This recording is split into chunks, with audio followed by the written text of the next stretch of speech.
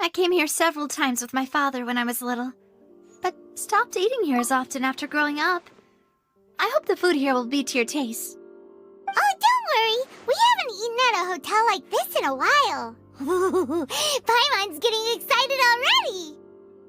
In that case, I'll go order for us first. Please wait here a moment.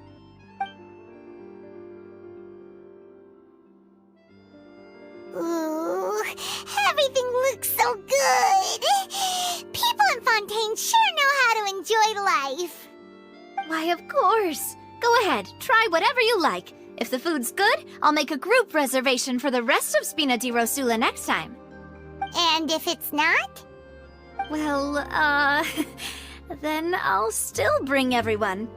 Albeit with only one dish per table. You, sure have your own way of doing things. Oh, we called this a farewell meal, but we could also treat it like a victory feast, right? We did just win that case after all.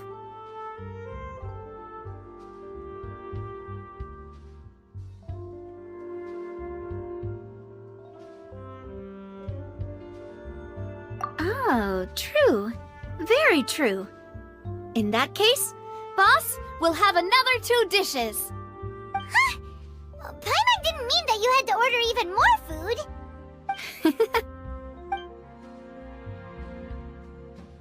Speaking of cases, do you think that the mastermind behind the serial disappearances will get caught soon now that this has all happened?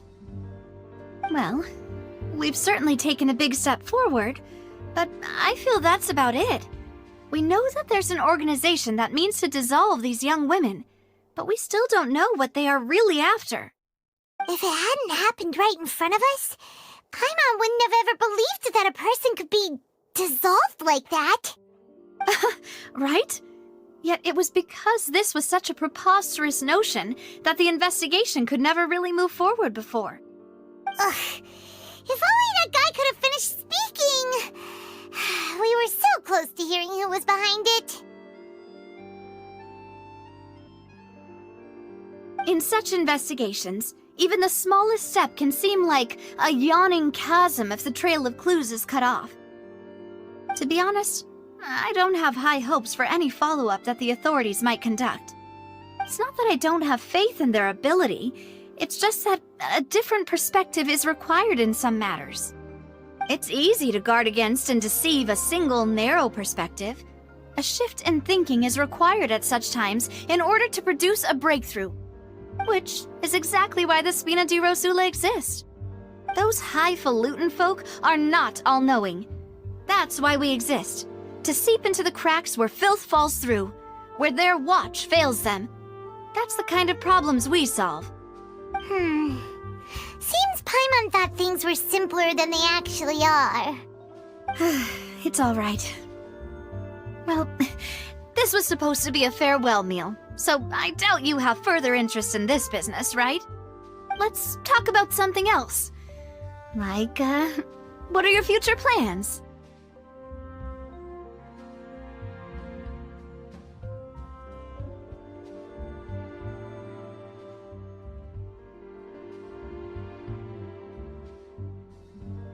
That's true. We didn't have a chance to speak to her after the trial ended.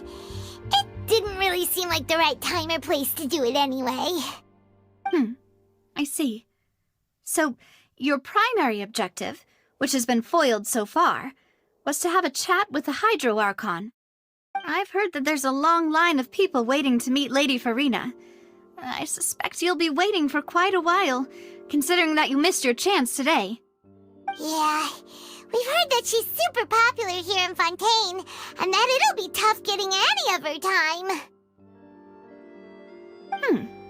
Well, would you consider some more, unique ways? Perhaps even methods of, let's say, questionable legality? Guess that's Spina di Rosula's boss for you. Chock full of sketchy ideas. Well, what did you have in mind? Well, one way would be to infiltrate a performance troupe at the Opera House, only to abandon your act at the play's climax and ask to speak to her after the performance. I'm sure Lady Farina would be eager to see the ending, and would agree in order to finish watching the play, don't you think? Could you suggest something a little more practical? This plan seems pretty hard to pull off. We'd have to go learn how to act, and acting's really hard. All right, here's another. Find a way to conceal yourselves under her bed. Then wake her up in the dead of night and demand answers. Don't let her go back to sleep until she answers all your questions. I can personally testify that this one works. When I'm sleepy, I'll do anything as long as I can finally get some sleep. That might work, but that's not really the problem. The problem is we don't want to get ourselves arrested. Ah, valid point. I overlooked that part. I was just thinking about leveraging a person's desire for sleep.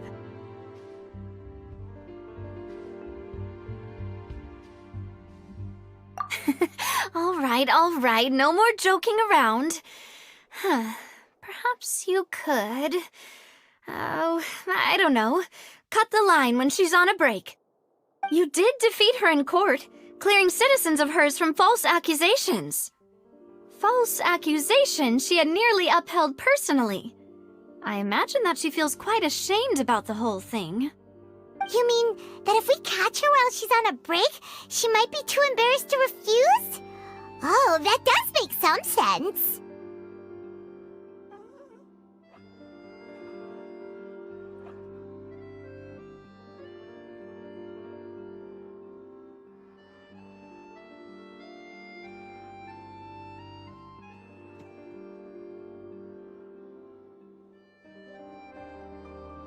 Why don't we give it a try after this meal? You know, strike while the iron is hot and all. Huh? Paimon, did you drink my Fanta? Was this your drink?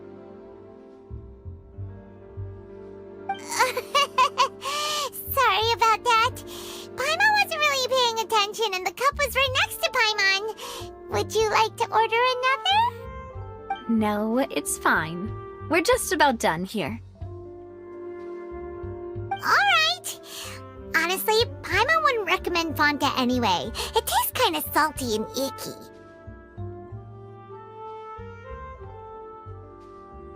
Is that so? Huh. Well, in that case, we'll have to blacklist the Fanta here then.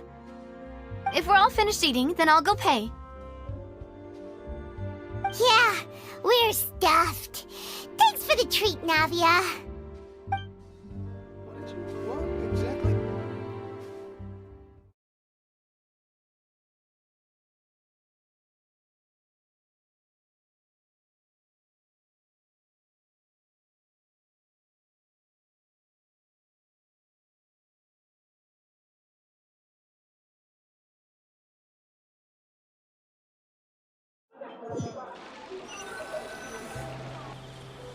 Oh, so full. Paimon can barely float anymore.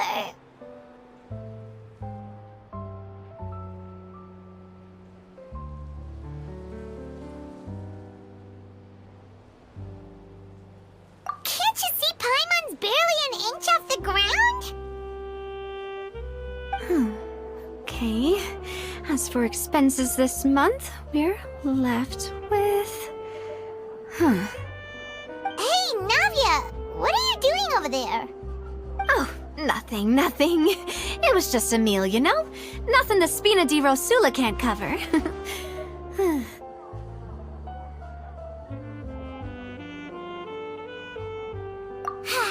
Let's get ready to try to meet the Hydro Archon again. Bye, Navia! So this is goodbye, huh? Well, if you do encounter any other trouble in Fontaine, you're always welcome to contact the Spina di Rosula. I'll give your requests the highest priority. In any case, I wish you smooth sailing. I'll see you again, partner. See ya!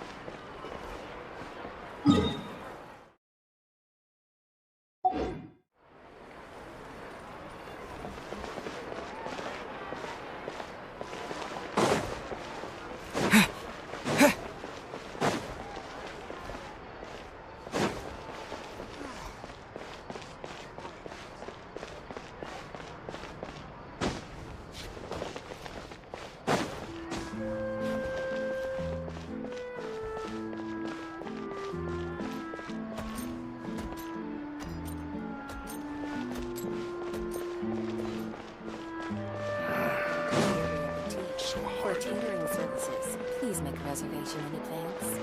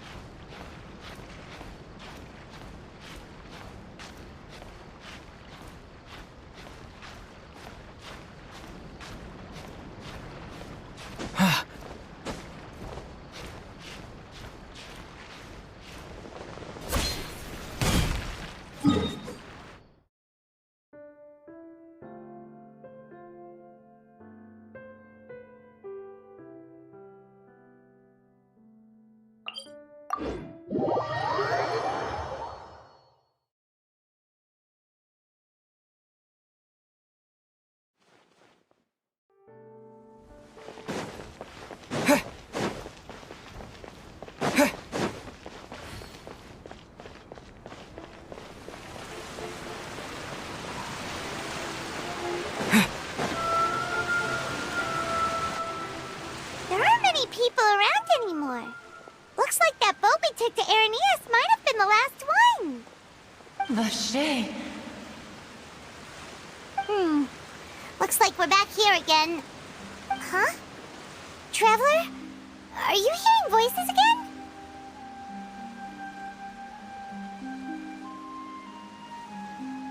Ugh. That's kinda spooky. Are you sure we don't want to come back in the morning? Vache? Vache. Hey, why are you still walking towards it? There might be something nasty in the water. Huh? Hang on. Paimon can kinda hear a voice. It's calling for Vache, right? Hey, Traveler? Stop walking! Come on, wake up!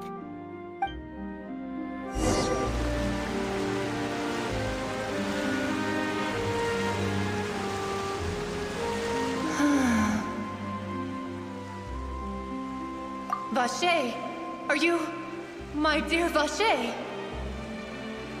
No, wait. You seem to be someone else. Do you know Vache? Do you know where my love is?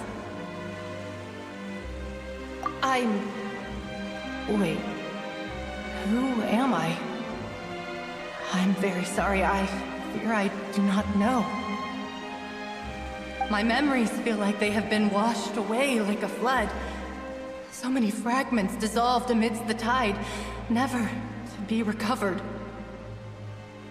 How much have I lost? How many things that I once held dear while on land have I since forgotten?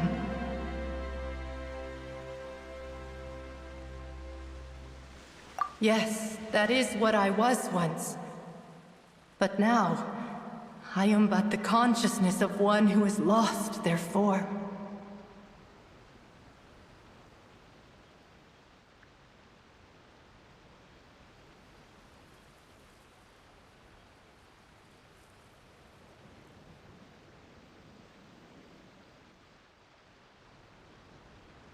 I do not know how I came to be like this either. I only vaguely remember being covered in light blue water, and then all grew dim.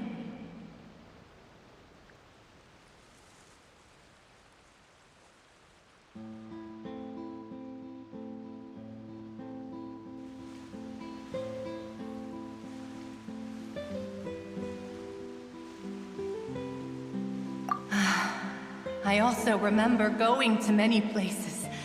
I loved adventure, loved exploring places of peril. No matter where I went, Vacher would go with me. I knew how dearly he loved me, and I also loved him equally as much. But now, we can no longer go back. The pain of such parting, I never knew how heavy it could be.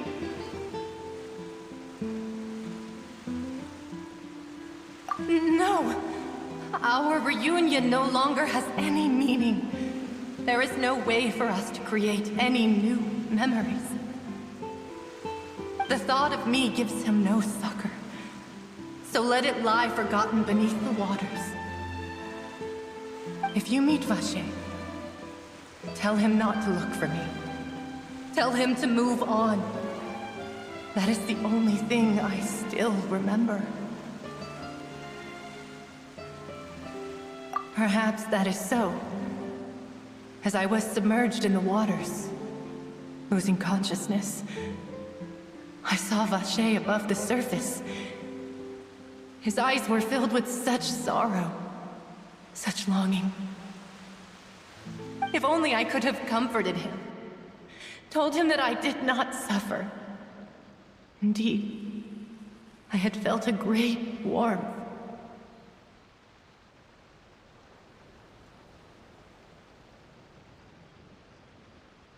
Is that what you call it? Dissolving? If anything, I consider it a form of release. It was a state of neither fear nor frenzy, with only an endless peace, like the water's still surface. I could also liken it to being a thirsty person who drinks water for the first time, and only then sees how they have lived for so long in a world of endless want and anxiety.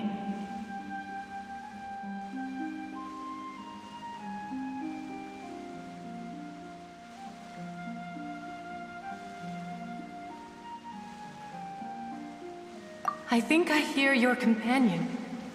It's time for you to go, I think.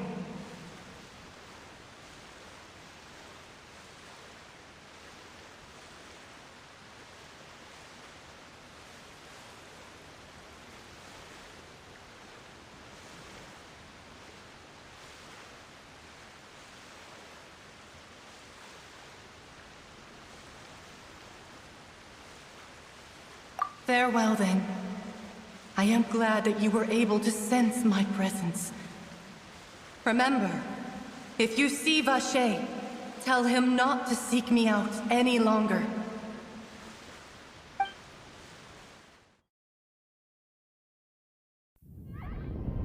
Wake up! Come on, hurry! Nami is outnumbered!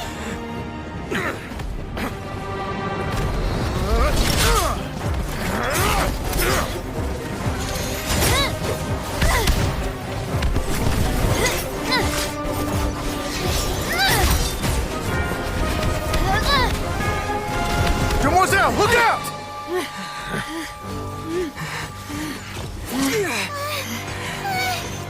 Dear God, it's a whole army of Gardamex.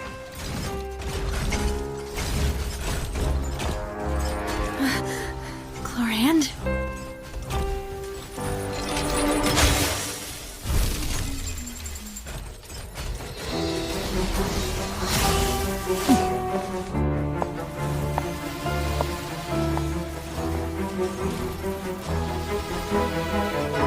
Quick, now's our chance!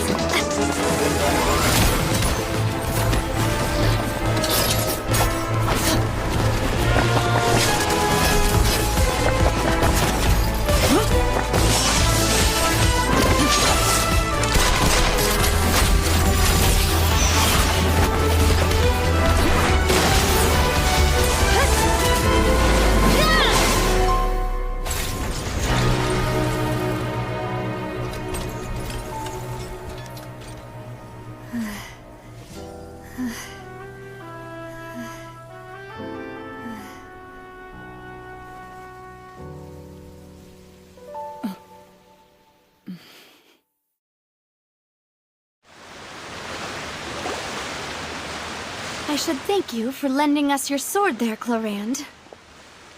But before I do so, could you explain how you managed to show up here? I followed you. It seemed to me that danger has followed you more closely as of late. I believe that following someone without their knowledge is actually called stalking, is it not? Mr. Callus's last wish was for me to ensure your safety, and I will not betray his trust. He would do the same, were he alive today. Do not speak of my father! Sorry, demoiselle. I was not strong enough. Thank you for your aid, Miss Clorand, but do keep an eye out for your manner of speech. I believe we all wish to avoid unnecessary emotional harm. Sorry, I did not consider your feelings. Whatever. What else do you know? How did you come to the conclusion that I'd be in grave danger?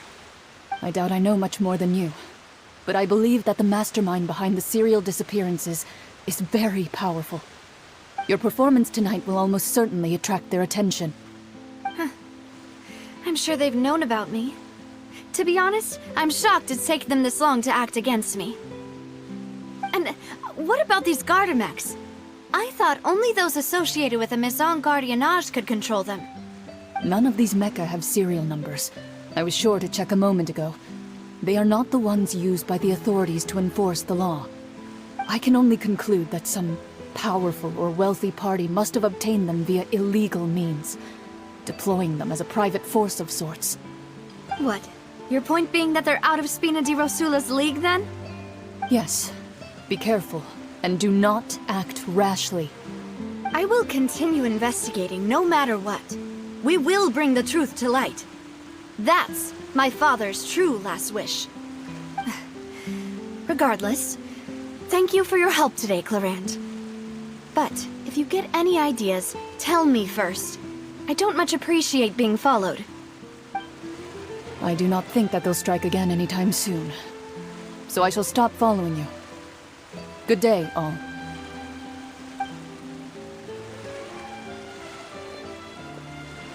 Right. I suppose that's the best news we've gotten today. Demoiselle, I believe that Miss Clorand was being sincere with you. If we tried, we could attempt to thaw relations a little. I know, she's...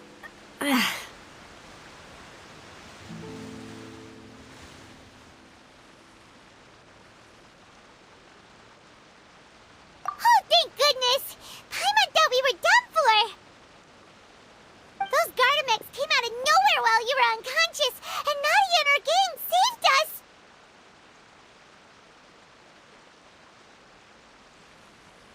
Oh, and there was that champion duelist named Clorand who came out to save us too! We got lucky there.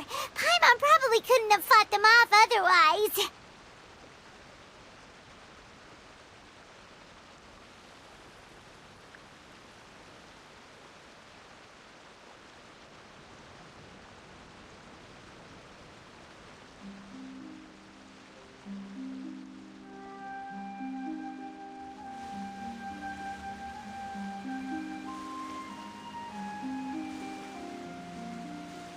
Oh, come now. Forget all that polite talk. That wasn't really a farewell meal we had back there. Not for me, anyway. In truth, I hope that every meal we have together shall be a victory feast. As such, we're still partners. There's no need to thank me. It will take 50 years for me to match Demoiselle's magnanimity. If it were me, I would have joined the Spina di Rosula on account of her goodwill long ago. All right, you two. That's enough. Actually, Navia, how did you know that we were in danger? You sure did show up in the nick of time. Well, to be honest, you're the one who tipped us off, Paimon. Huh? Really? Paimon contributed somehow? Cool, Paimon's even more amazing than she thought! Yes, all thanks to you grabbing my drink by mistake. How did that help? After we parted ways, I was on the way back to one of our bases when I suddenly thought of what you said. That the Fanta tasted kind of salty and icky.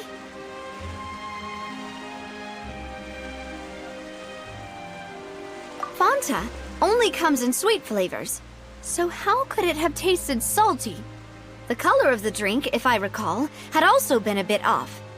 So the Fanta had been spiked with water from the primordial sea?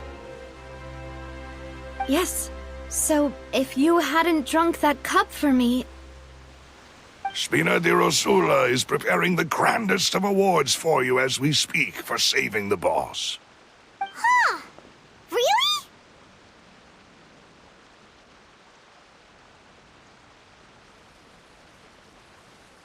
I sent people to Hotel de Boer to investigate, but whoever did this left no trace at all. That's when I figured out that you might be in danger and hurried here as quickly as I could. But why would they go after us too? All we did was defend Linny in court and help clear his name. Ugh, now we're caught up in this mess too, aren't we? Well, you did foil a plan that they were probably pretty proud of, and almost got their name in the process. Speaking of which, did anything strange happen when you drank the primordial seawater? Well, it can't be a coincidence that the traveler fainted just now. He said that he heard that voice calling for Vache again. Oh, and this time Paimon heard it too, but it was real faint. Does this situation have to do with the primordial seawater then?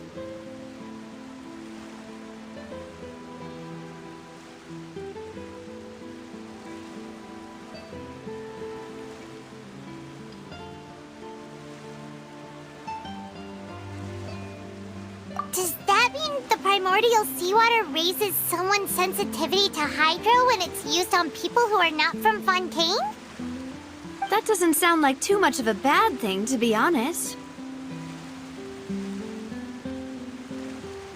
New intel? While you were out cold? Well, let's hear it, shall we?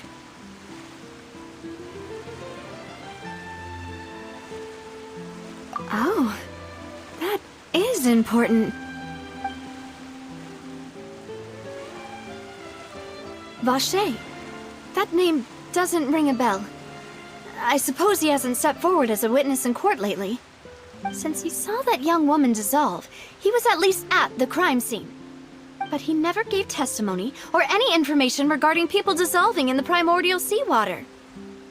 Could he have been threatened?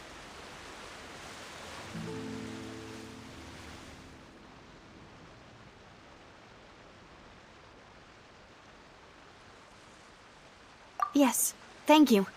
This is very important information indeed. We will continue to investigate.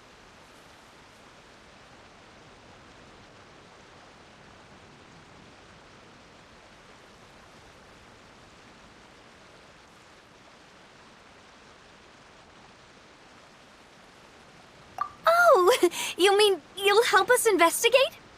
Well, you did say that our farewell meal didn't really count. That means we're still partners, right? And besides, we're in this now whether we like it or not. You're not gonna let those people who targeted us get off the hook so easily, are you, Traveler?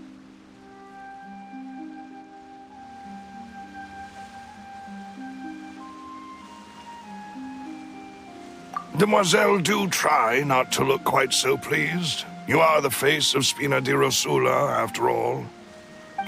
You talk too much. Well, in that case, let's head back to one of our bases, shall we? I'll arrange accommodations for you. We also have some plans to go over, and hopefully we can deepen our bonds as partners. But we'll take that one step at a time, I guess. Don't worry, you two. With us around, our base is definitely secure.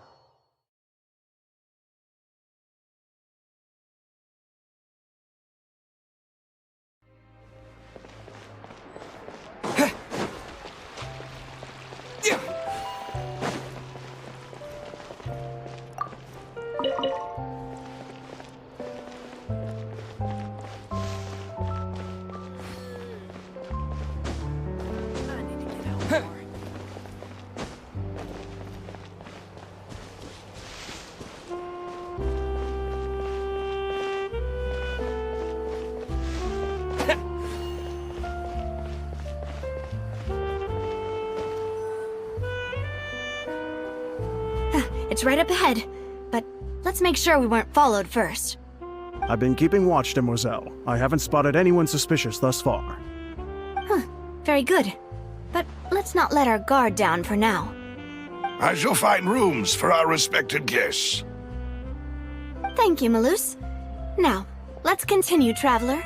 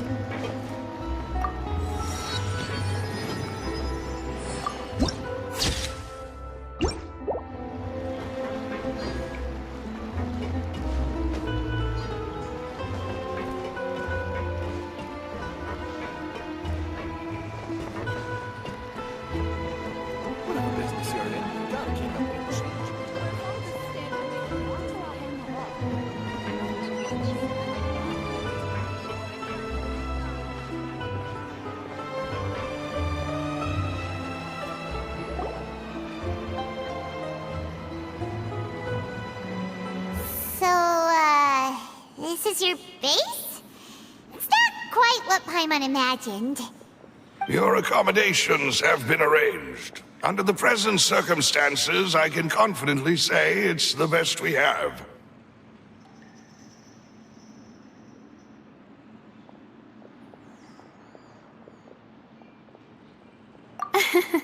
Well, our funds have been a little tight lately. After all, we don't allow illegal or unethical profiteering. In fact, our funds often come from citizenry who support us. Seems like it's tough times for everyone. But if you have the support of the people, that does sound like it's worth it. To be honest, our financial situation was a lot better back when my father was in charge a few years ago. I'm afraid I'm not quite his equal. Your father... He was the previous boss of Spina di Rosula, right? How did he... Demoiselle, if you'll allow me to explain. No. I'll explain it myself. I suppose I couldn't run from this topic forever. And as partners, this is something I hope they can understand. My father's name is Callus. Yes, the same one they call Callus the Unfaithful in the streets. 3 years ago, he was accused of murdering his own friend. But he chose a duel to defend his honor instead of standing trial. He died in the duelist's ring. Oh no. But I do not believe my father was a murderer. I'm sure he was set up. At the time, I believed that if he only stood trial and was duly investigated, something amiss would crop up and prove his innocence. But strangely, he not only requested the duel himself, but rumor has it that even after being seriously injured, to the point where he could be deemed as having lost the duel, he refused to surrender, determined to die in the arena. 3 years later, I still don't understand why he did that. How could he protect his honor if he's dead? If anything, he gave up his chance to defend himself.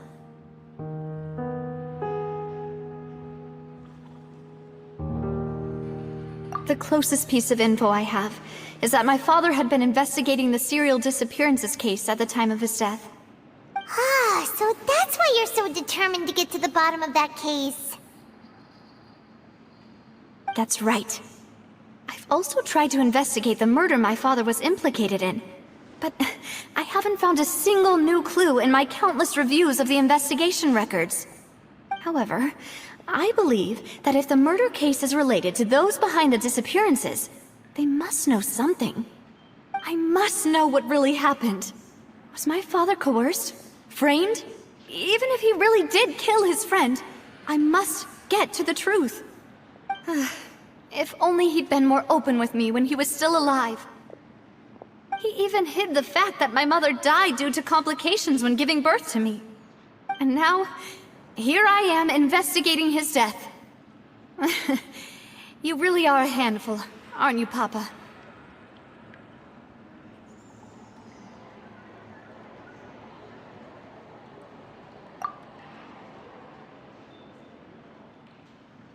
Demoiselle, please, if there is anything I can do, anything at all. I also will never believe that Master Callus murdered anyone. There are none whom I respect more than the two of you, Demoiselle.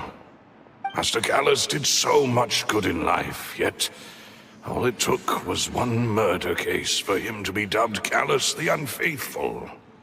Even our supporters decreased greatly due to that incident, hence our strained finances at present. Wait, if Callus was such a good man, wouldn't people at least be a little suspicious when he was accused? No. Perhaps people just revel in that kind of drama.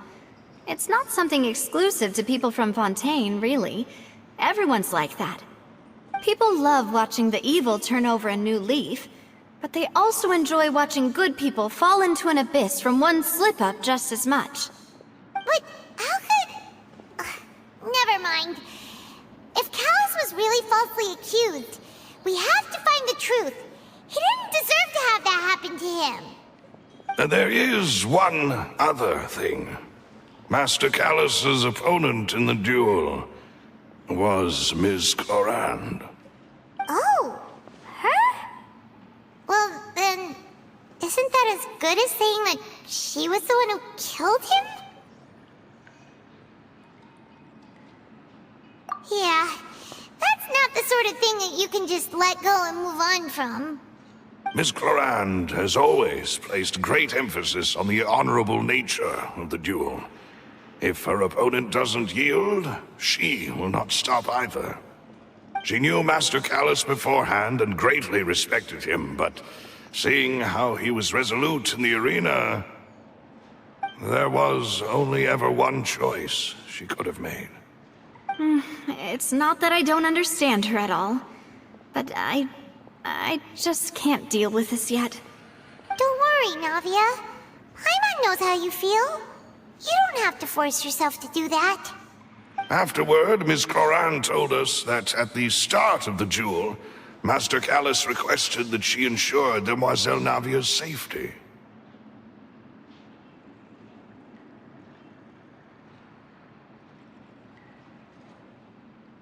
Yes, that is our understanding as well.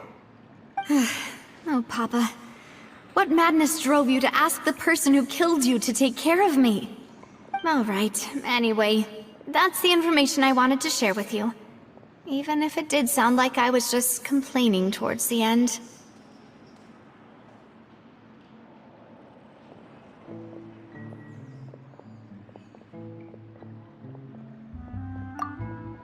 Thanks. You two should go and rest. This was quite a day after all. Yeah, Harmon's beat. Please, relax and get some sleep. We will ensure you rest soundly.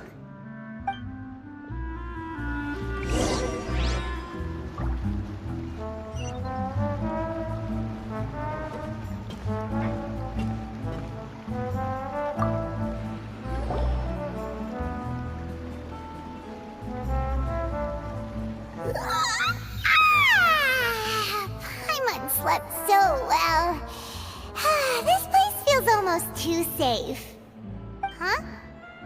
Navia? Where did the other two go? I sent them back to Poisson. It's Spina de Rosula's place of origin, and where we have our headquarters. There's not much for them to do here at the moment. Paimon gets the feeling that you're just trying to get them off your back. But never mind that. When did you get back? Were you waiting here the whole time? No, I just returned after going out for a while. I did some investigating yesterday regarding the name Vache. Wait, so you didn't sleep at all? How could I after having such critical new evidence appear? Guess Paimon wasn't speaking for everyone just now, huh? Unfortunately, this name seems to have been wiped from existence. It doesn't seem to have a match anywhere. I suspect that those behind this have already taken steps to hinder an investigation from this angle. But that does prove that this Vache person is a key witness in the incident. Does that mean we're too late, though? No. There is one ray of hope. One place in Fontaine that they would find almost impossible to threaten, no matter how much they wanted to. And that is the archives kept by Chief Justice Neuvillette. A place where detailed files on all the cases in recent years are kept. If the Oceanette you met is one of the young women who went missing recently, we should be able to find some related information there. So Neuvillette maintains an archive of case files? Whew. Guess that's the hard-working Chief Justice for you. In that case, let's go talk to him, shall we? Aren't you coming along, Navia? Did you get tired? No, it's nothing. Let's go see the Honorable Chief Justice.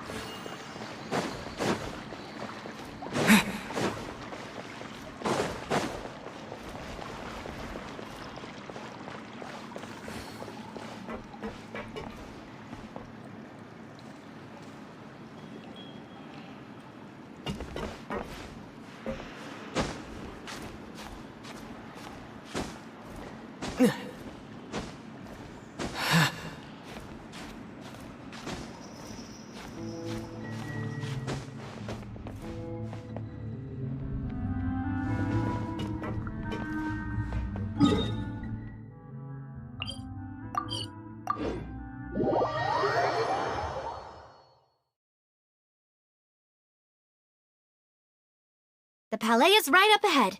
Come on.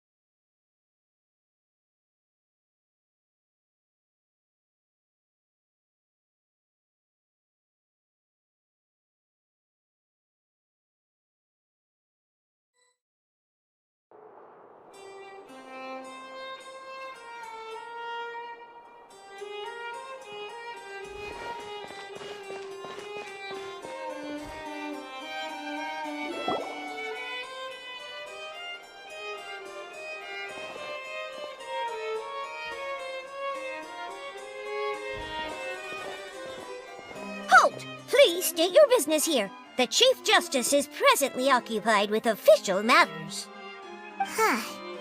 This place does look pretty heavily guarded. Guess that proves that Nervalet's files are really secure. Hey, don't you recognize us?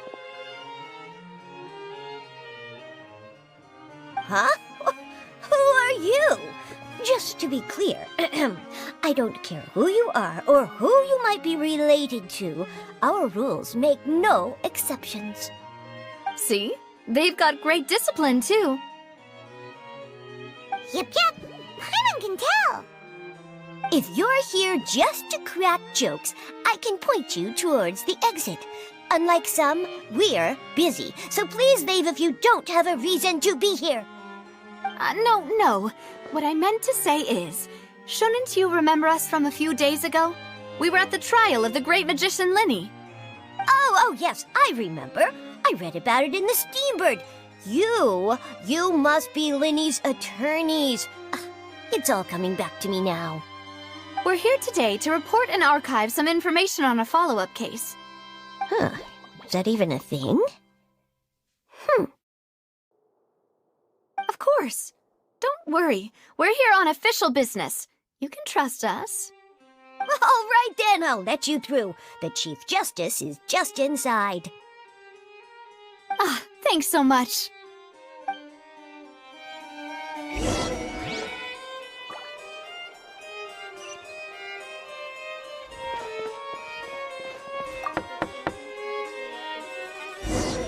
Please come in.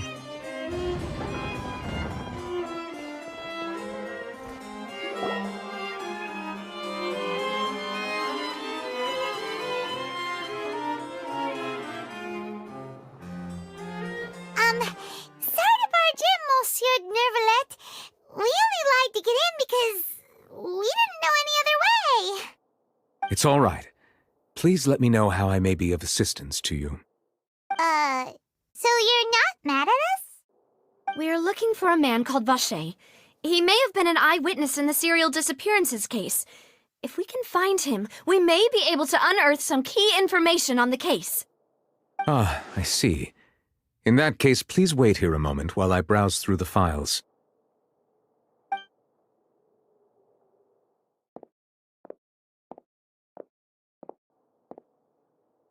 Who knew that Nervalet would be so easy to talk to?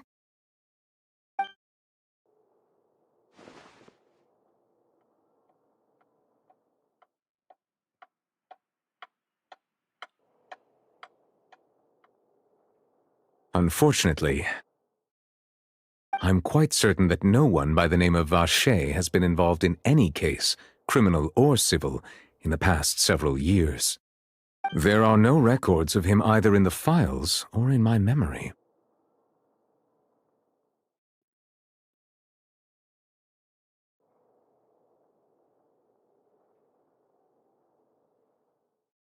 Traveler, what if it was really time. Is that so? All right then. Thank you so much, Monsieur Neuvillette. We'll take our leave now.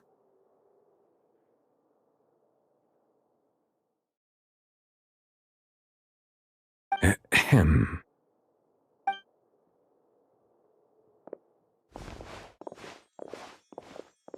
Miss Navia, I can understand how you feel. Your father, Callus, was a truly exceptional man. We deeply regret his passing.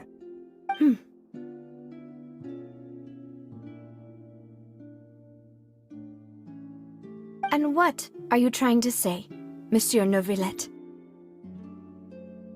Are you trying to console me? Extend your sympathy? Or just express some tendril of regret? No. You are not trying to do any of that. I can hear it in your voice. There's no emotion behind your words. You only said those things because you felt like you should.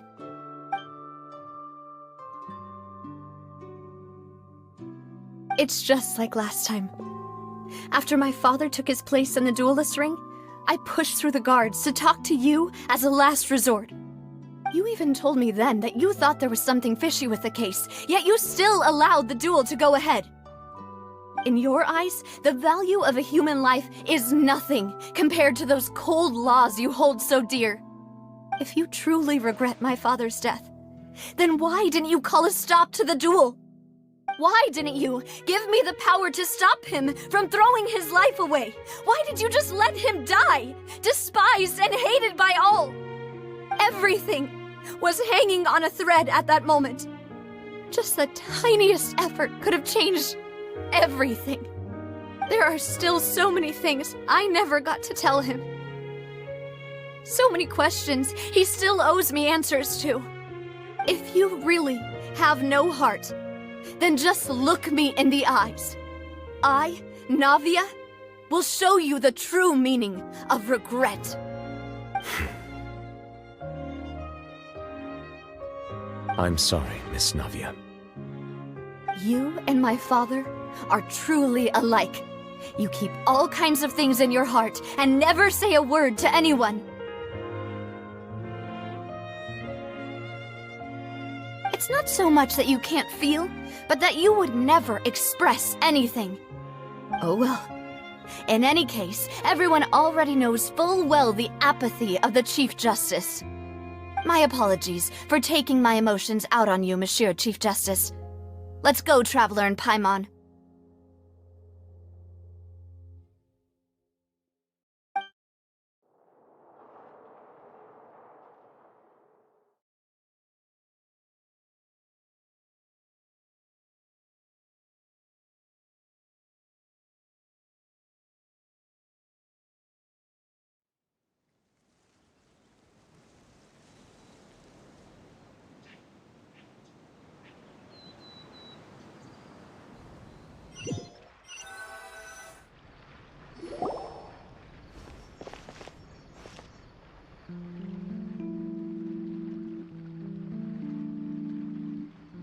Navia, are you okay? I'm fine. Rain. It's raining. You're right. Wasn't it still sunny when we went into the building? And there shouldn't be any active trials today. How strange. Now that I think of it, on the day my father was convicted of murder, it was also raining.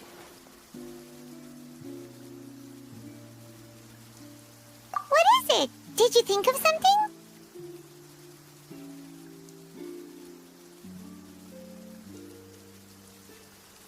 Yeah, he was outside. It was uncovered and the rain could fall there. Why? Do you think the rain could have affected the crime scene? That thought has occurred to us before. We've even expanded the search area to try to account for that, but didn't find anything of value.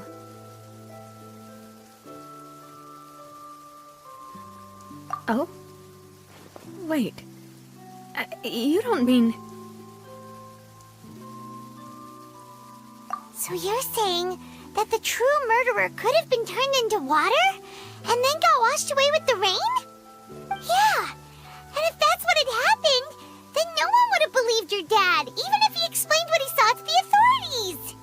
I really think I found a true genius for a partner. You're completely right. How did I not connect the dots earlier?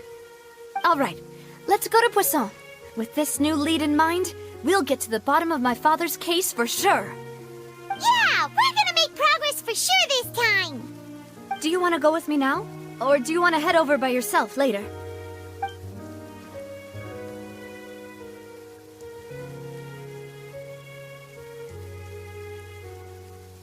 Great. Let's go then.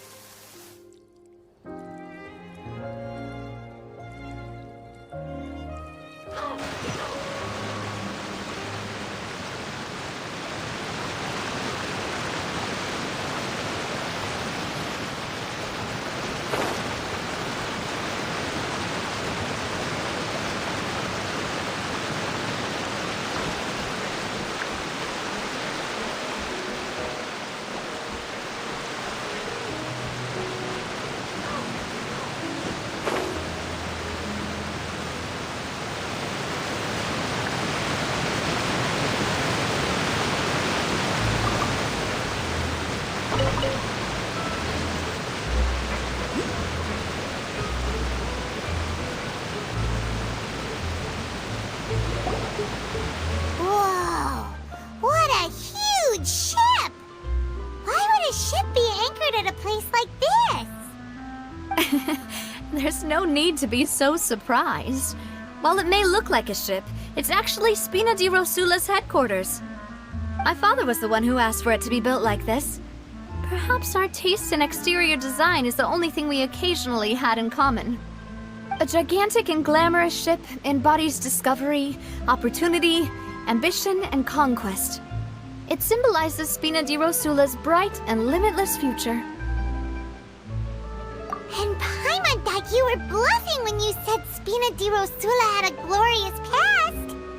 Paimon was confused why a group with such a history would live in the sewers.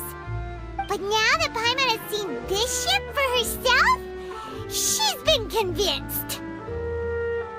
Well, Poisson is where Spina di Rosula began, after all. It's our main base, our home.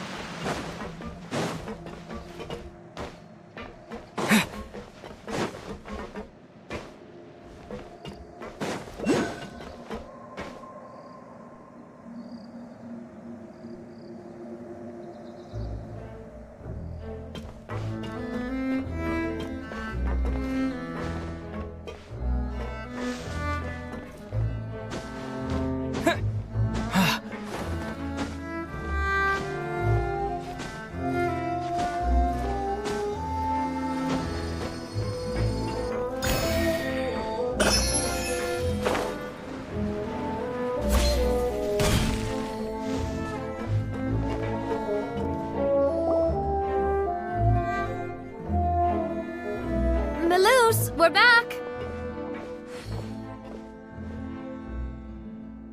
Apologies for the wait, demoiselle, and our most important partners. You said before that you still had some business at the court. What brings you back to Poisson so quickly? About that. It's because my partner here reminded me of something really important. You see, what if my father's case had something to do with water from the primordial sea? You still remember, right, Balus?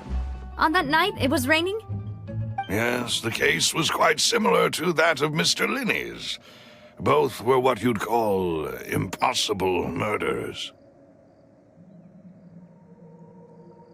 Could you tell us a bit more about what happened before? Yeah, of course. Many years ago, something called synth began to gain popularity in Poisson. At a glance, it was a kind of drink that could excite your mood and produce many pleasant hallucinations. Wait! Didn't that guard guy who turned into water also mention that the primordial water could be used to produce some kind of potion? Yes, he did. Considering what we know now, it's almost certain that synth is created using water from the primordial sea. If you drink synth for an extended amount of time, you'll suffer many side effects, such as losing the ability to focus or control your emotions. And if you were to stop drinking it completely, you'll experience flashes of paranoia and anxiety while lacking energy to do anything. It's an extremely dangerous substance. As he oversaw Poisson, my father was compelled to put a stop to synth abuse and called for a complete ban of it. Boss's uncompromising attitude incurred the synth vendor's wrath, but no matter how much they threatened or bribed him, he refused to yield. Not only that, Boss became determined to find the mastermind behind the synth operation and put an end to the problem once and for all. Yes, but the enemy was very cunning. So he could never get anything out of the dealers, all of whom only sold the stuff and weren't privy to the rest of the operation. Recognizing that, my father decided to contact the dealers in secret and cultivate personal relationships with them. Finally, he was able to convince someone to become his informant. The man's name was Jacques. He felt greatly ashamed about his work after seeing many families destroyed by synth abuse. That night, my father hosted a banquet at his countryside estate. He planned to meet up and exchange information with Jacques over some food. But then, we heard 2 gunshots from the courtyard. We raced to the scene and found my father, still holding a gun, and Jacques, who was already dead on the ground. Huh? How did that happen? Aren't they on the same side? Sounds just like Lenny's case, doesn't it? In both cases, the culprit seemed obvious, but neither appeared to have any motive at all. Looking back on it, though, I now believe the most important clue was something we all overlooked at the time. There were pieces of clothing left at the scene. Precisely. It's all thanks to you that I made the connection now. Back then, we all just thought they were some costumes that Jacques used to disguise himself at the banquet. But, considering it now, it's almost certain that they belong to a third person at the scene. With one extra person, we'll also need to reconsider why the 2 shots were fired.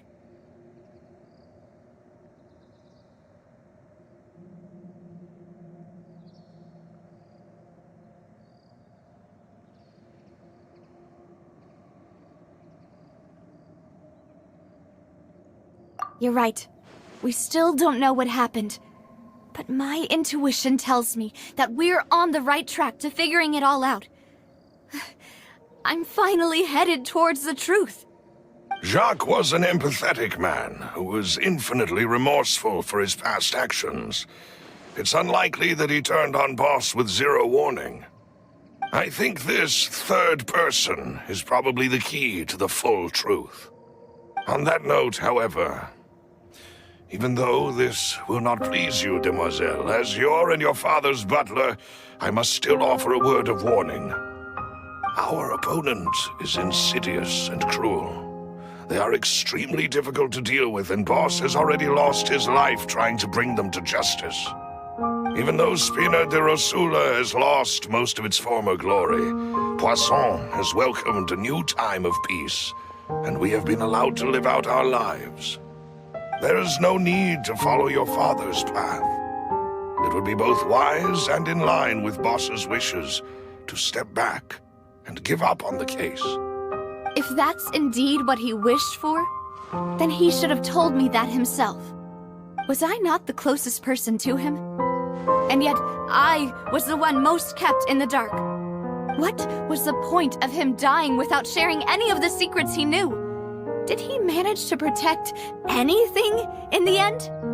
Synth is still here. Callus the Unfaithful is still his epithet. And Spina di Rosula is barely getting by. Nothing has changed. Did he think I'd just accept his meaningless death and live out my life just as meaninglessly? I've never accepted that. Ever. Not since that day, and certainly not now. I want to find out the real answer for everyone's sake. For the missing girls, for the victims, and for myself. Navia. This is indeed the best moment to act. Your partner appears to be quite reliable, and more importantly, Demoiselle, I think you're also ready to take this on. So you do know something else, Malus? Yes, I do. In fact, even before that banquet, Boss already knew of the connection between Synth and the serial disappearances case.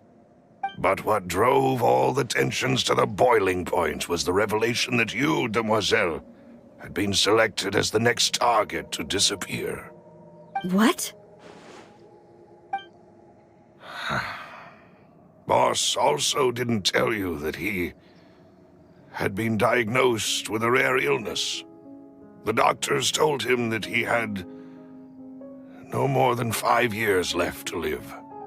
And the serial disappearances case caused him great anxiety.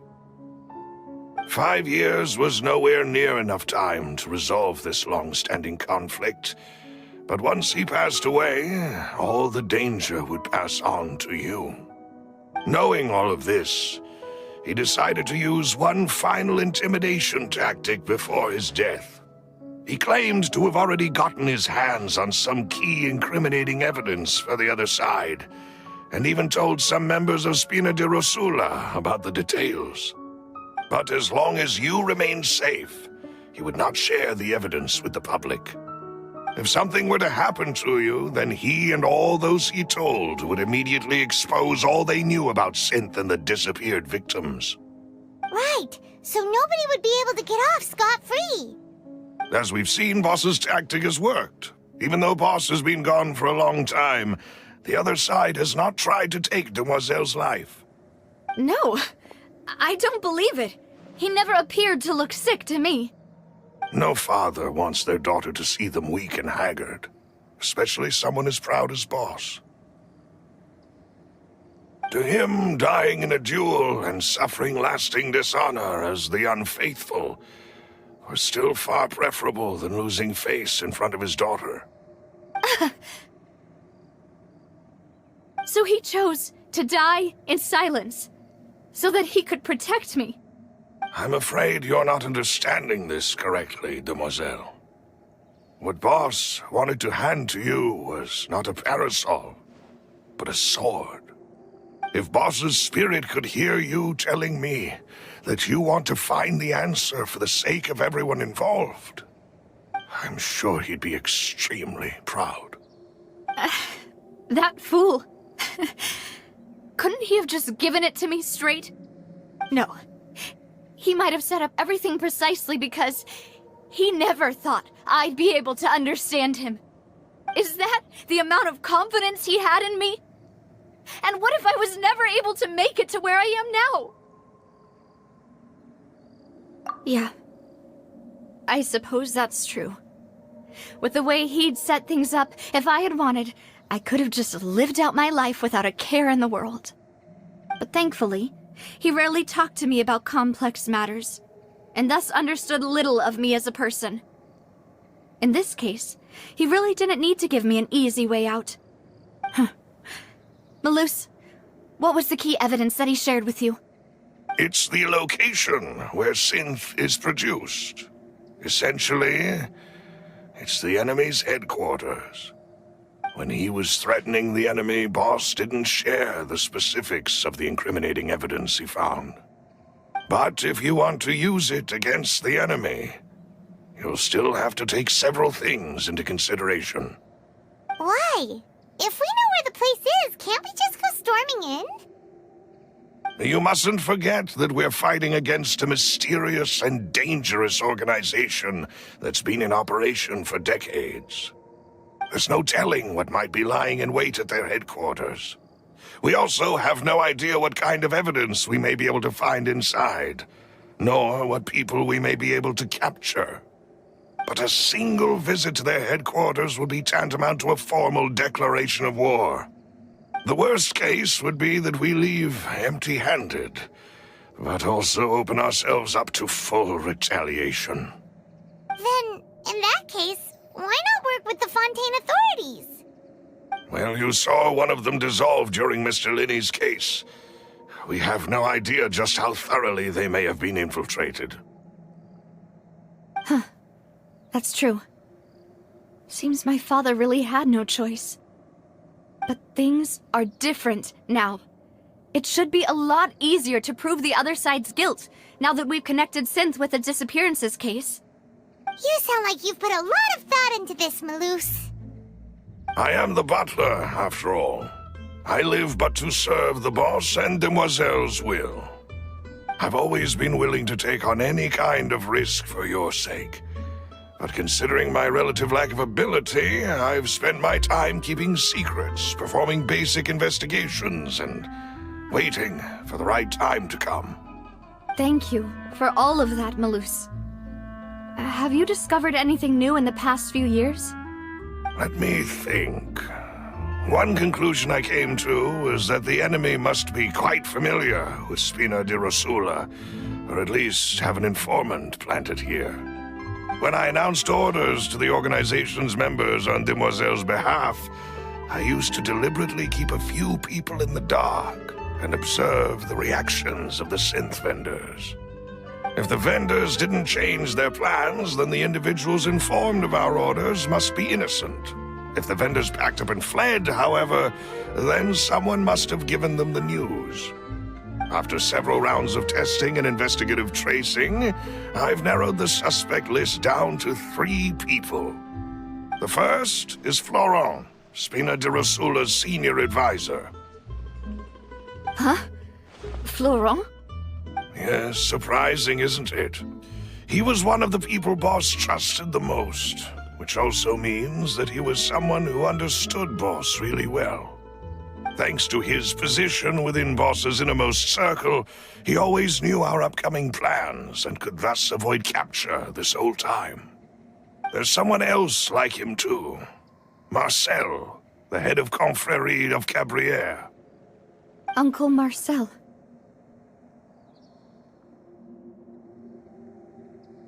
It's a guild in Poisson.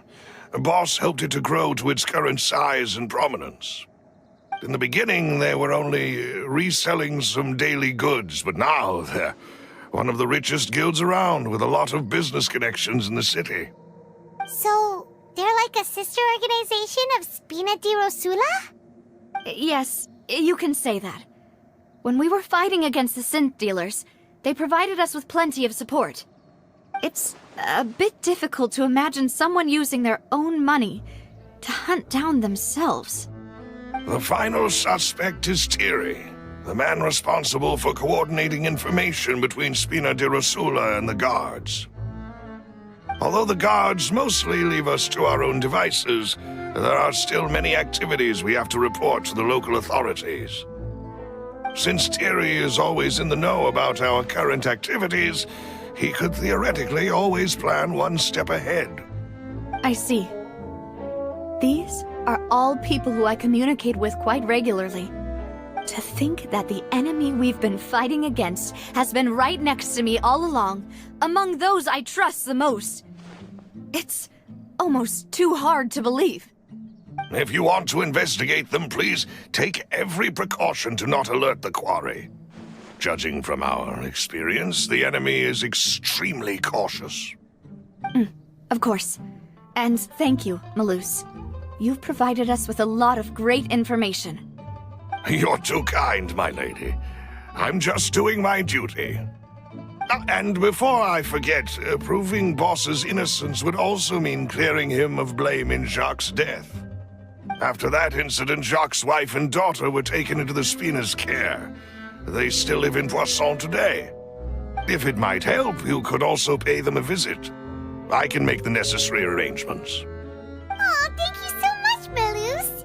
You really are the best. A new case awaits, my dear partner. I hope we can work together to uncover the truth and end this case once and for all.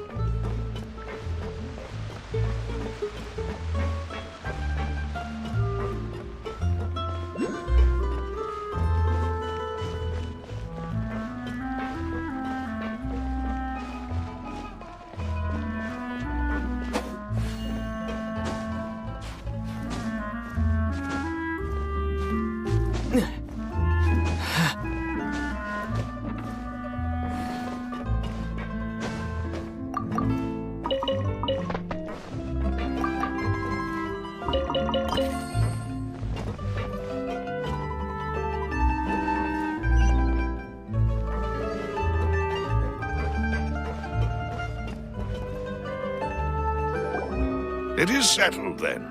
Please excuse me, and enjoy your conversation at your leisure. Thank you for arranging everything for us, Malus. Excuse me, miss. Do you need anything from us? Oh, Hey, Navia's all quiet. This isn't like her at all.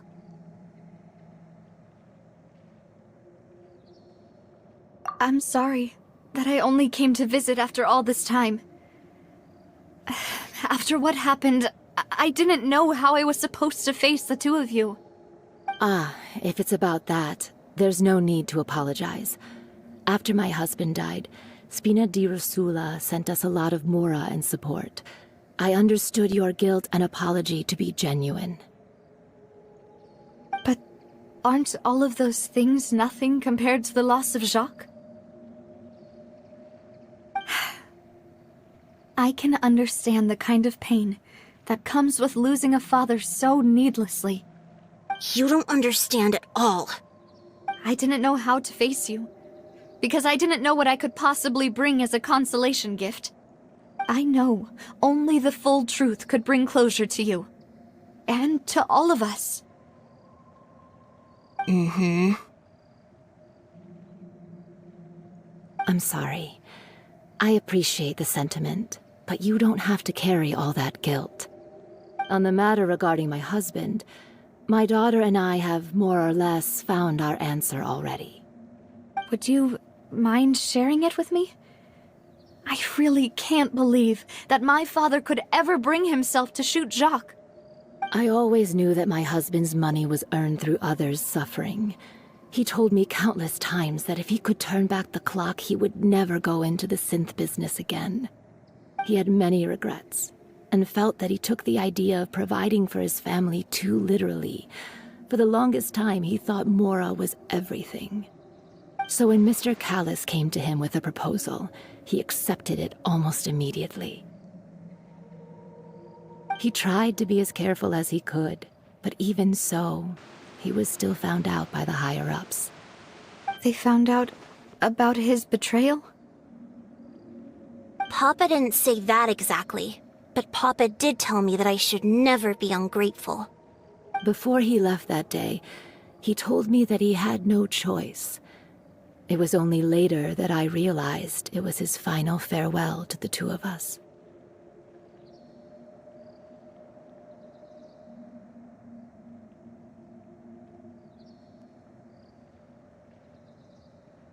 I don't know that for sure. But you could say that's the conclusion I eventually came to. Which is why I'm the one who should feel guilty. Callus had always taken great care of us, both when he was still alive and after he passed away. Even if he fired the shot that killed my husband, it was likely in self-defense. It is impossible for me to hate him for what he had done. But Mama, why is Papa still the bad guy if he did the right thing? Papa always wanted to be a good man, so why did he have to do a bad thing in the end? Well, things aren't always as they seem. You still feel like your papa was a good man, right? Yeah, Papa was a really good man. The best in the whole world. Then you should hold on to that. If a good man had to do a bad thing, then he must have had his reasons. Regardless of whether he left you a parasol or a sword.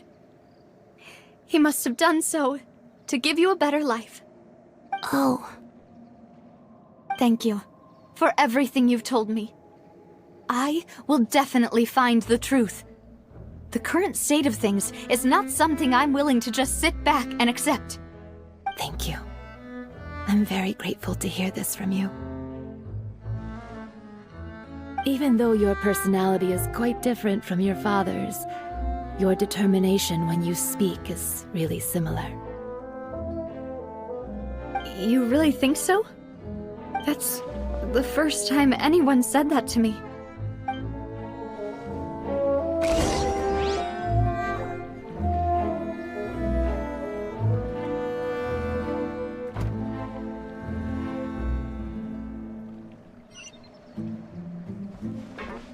Are you okay, Navia?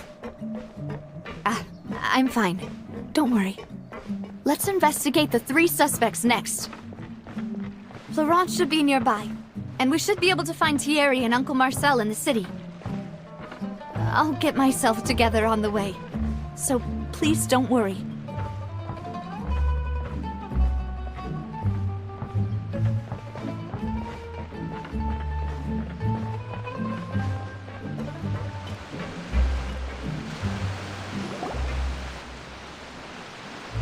Greetings, boss. How may I be of assistance today? I'm sure you've heard about what happened at the Opera House. Someone got turned into water right in front of us. Yeah, I've heard. With something that dramatic, I'm sure journalists will milk it for all it's worth. And it'll be all the talk for the next several weeks.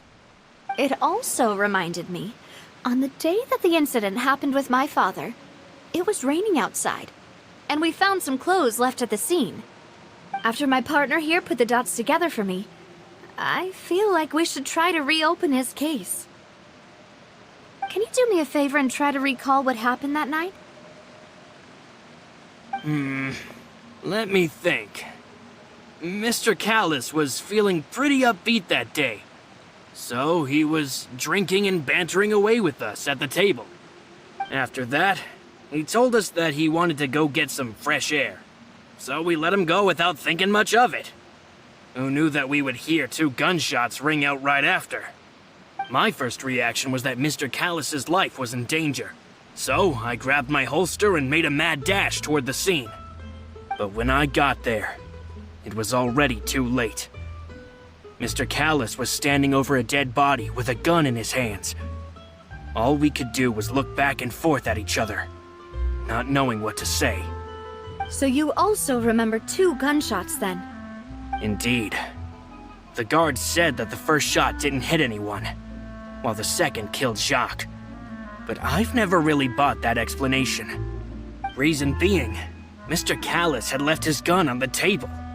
I even made sure to confirm that before running to the scene. But according to the guards, that doesn't mean he couldn't have had other guns on his person. About the clothes left at the scene that you mentioned.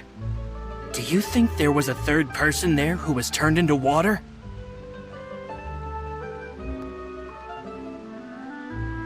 At least from our perspective, my father had no reason to kill. So he would also have no reason to bring an extra gun with him. The gun he was holding probably belonged to Jacques, or a third person on the scene.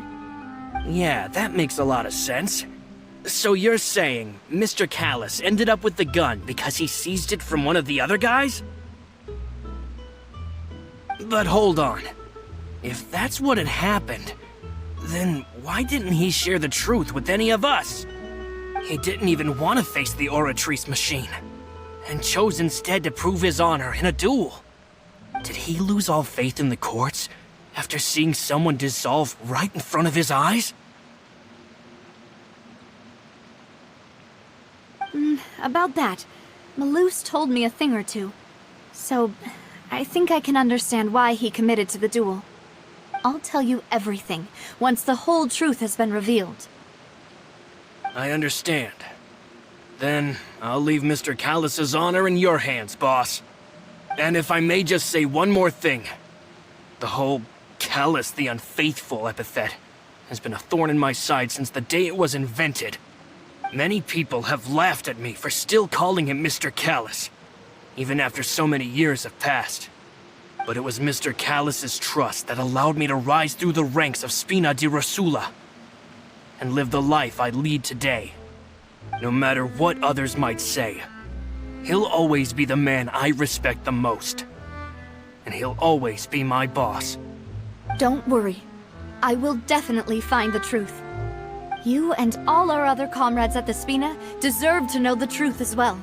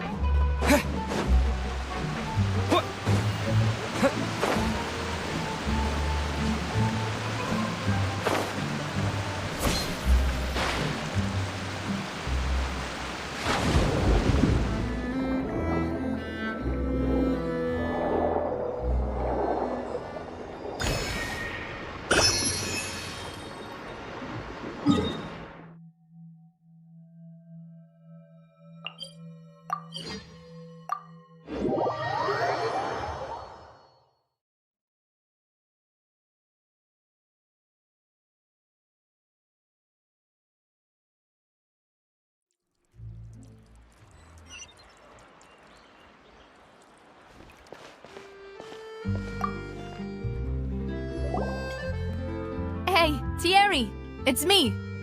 Oh, now, what brings you here, Miss Navia?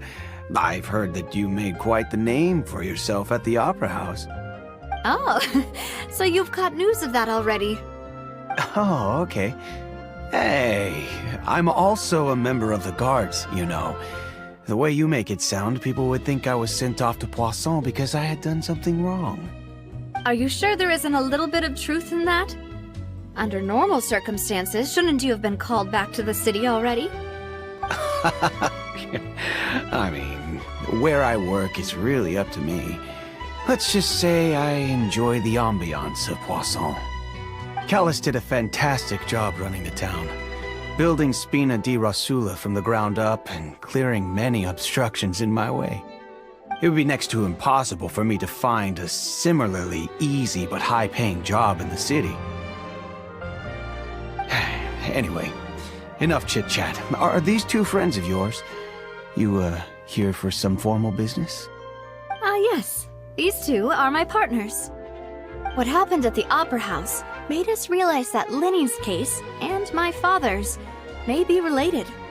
We're trying to reinvestigate the details of my father's old case. Ah, I get it. You think there might be more to the case now that we know people can be dissolved into water, right? I was also flabbergasted when I first heard of it. If you want to go through the original files from your father's case, I can help you look for them. That'd be much appreciated. Thank you. Actually, I have another question. Do you have the authority to dispatch Gardamex? Of course. Without them, I couldn't possibly handle Poisson on my own. Why do you ask? We definitely can't use them to forcefully get more evidence for your father's case. Well, you see, just recently, we were attacked by a horde of unnumbered Gardamex in the city.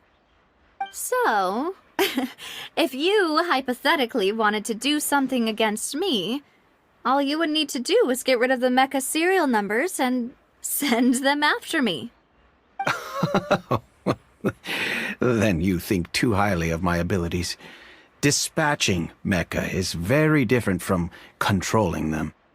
If I had to make an analogy, when you order a dish, the chef will make it for you. You can ask the chef to cook, but not to massage your shoulders or carry your baggage. If you try to make unreasonable demands, the chef would just think you're out of your mind and ignore you completely. The same goes for me and my Gardamex. Removing a serial number is also not as easy as you might think. There are a lot of complex steps to it, and it's almost impossible to keep it a secret. So I can promise you, those mecha were definitely private units. They're certainly not cheap, so whoever their owner is must be super rich, powerful, or both. Now that you mention it, though, being in the synth business would definitely be profitable enough to afford this. Oh, then you're officially in the clear, Thierry. Oh, well, thank you for the vote of confidence, Navia. Jokes aside, I'd like to wish you all the best with your investigation. I'll be staying in the city for a little while, so just come find me if you need any support from the guards.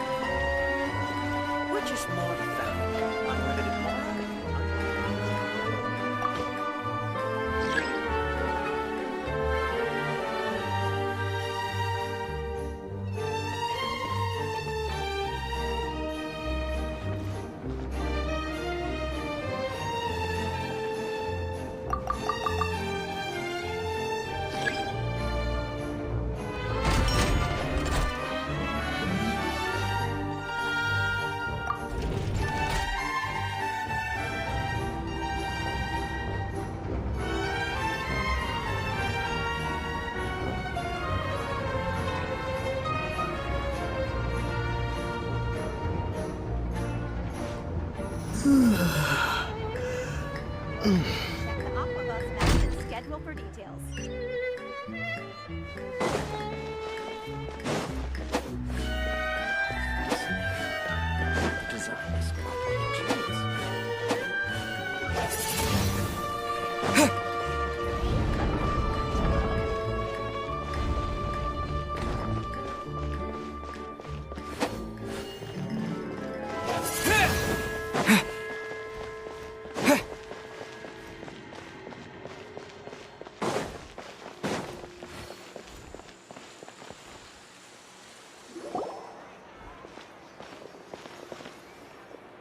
Hello. How may I help you?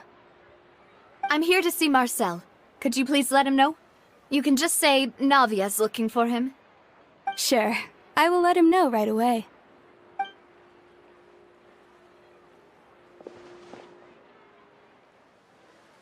Navia, hello. Sorry to keep you waiting.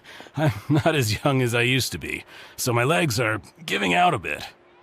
Oh, it's all right, Uncle Marcel. There's no need to stress. I just wanted to talk to you briefly about what happened in the Opera House. I'm sure you saw everything too, right? Yes, I've never seen anything so strange. Oh, you were at the Opera House too? That's right.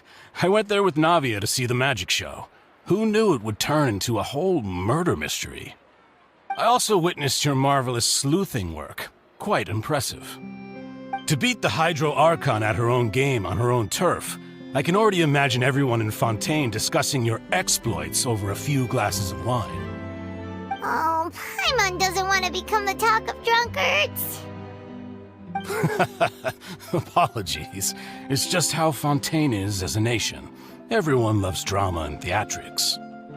Uncle Marcel, you've also noticed that other thing, right? The fact that humans can dissolve in water?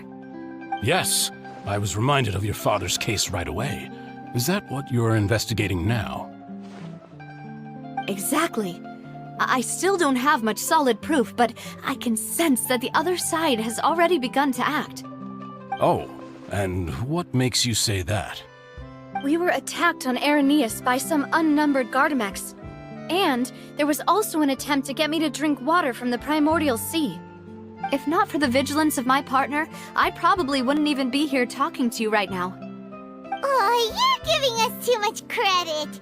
Wasn't it you who protected us? Alas, it seems things are heating up again.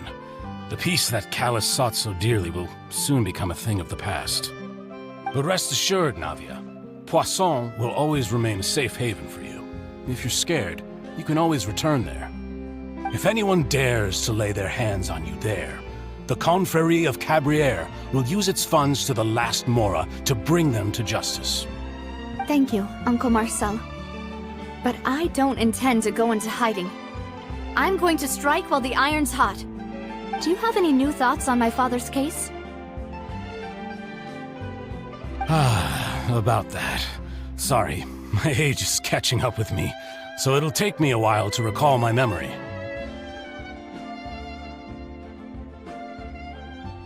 The Confrérie was responsible for that banquet, so I was out and about the whole time making sure things were running smoothly. I didn't even have the time to drink with the guests. Then I heard the sound of a gunshot, and the rest was history. Oh, it's okay. No need to push yourself. We'll ask around some more, see if there are any valuable clues elsewhere. Sounds good. Just let me know if you ever need Mora. All my wealth comes from Callus's patronage and support. I'll spend however much it takes to clear his name.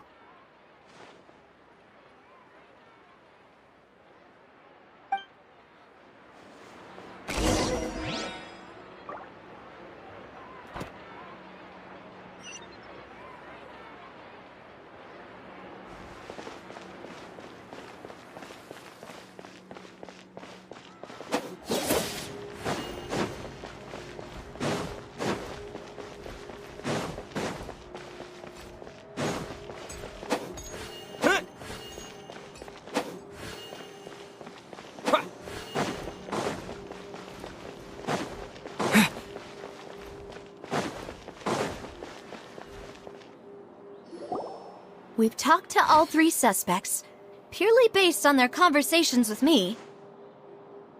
None of them sounded particularly suspicious. I suppose that's to be expected, though. If a single conversation's all that's needed to find them out, then my father wouldn't have needed to investigate the case for so many years. Anyway, even though we didn't make a breakthrough, let's still compile what we were able to find. But where should we start?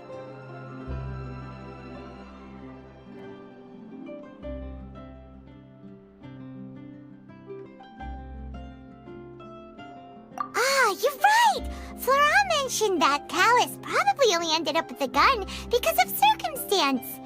That makes sense. According to Jacques' family members, he already told them that he had been discovered, and that he had no choice before he left home that day. If I had to guess, he probably received an order from the synth boss to kill my father. Had he refused, he and his family's lives would have been forfeit. So, Jacques fired the first shot?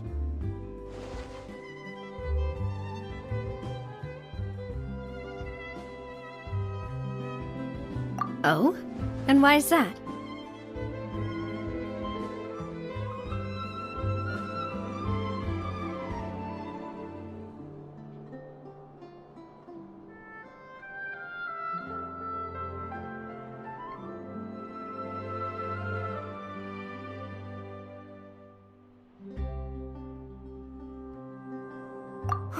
That's a good point. Jacques probably already knew that he was just being used as a tool for murder. And once he had completed his mission, he'd be of no more use to his boss. Huh. So, what would make more sense from his perspective would be to turn his back on the Order and seek protection from my father.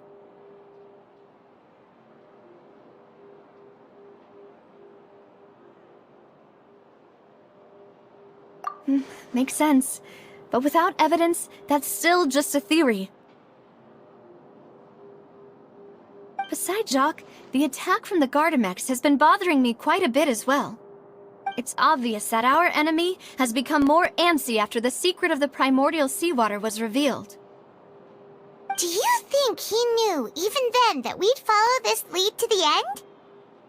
Given everything that's happened since, it's quite possible. But who among the 3 suspects would have the ability to control privately owned Gardamex?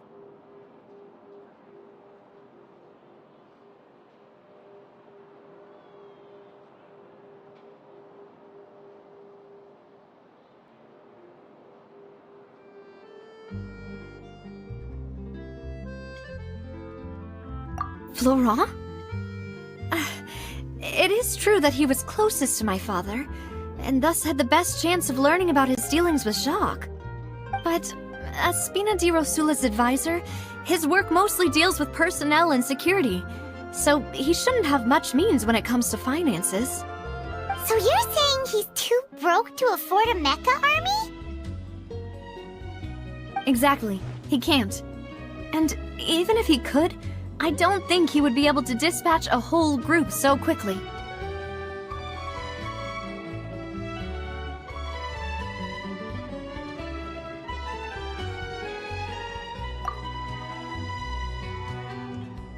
Thierry, you say? Huh. It is possible that he's figured out a way to convert the Gardamex for personal use. But I didn't feel like he was lying when he was talking to us about the mecha. I also don't think he'd be able to keep that kind of tampering under wraps. Yeah, had he actually tampered with the mecha, we'd be able to prove it with a simple check of the guard's inventory. If the mecha were taken from the guards, it should be pretty easy to find out when and how that happened.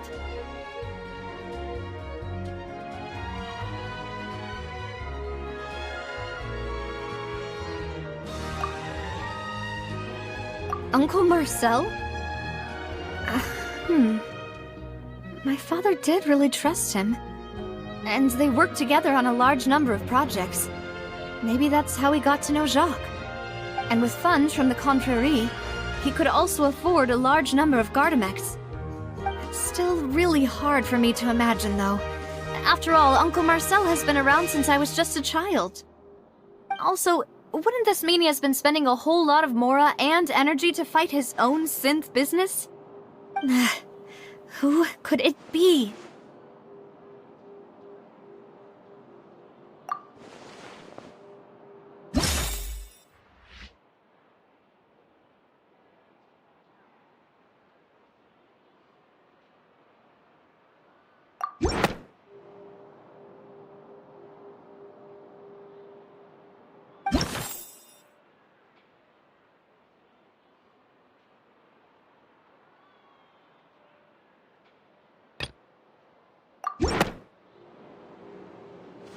You know, if you think everything through, Uncle Marcel is indeed the most suspicious of them all.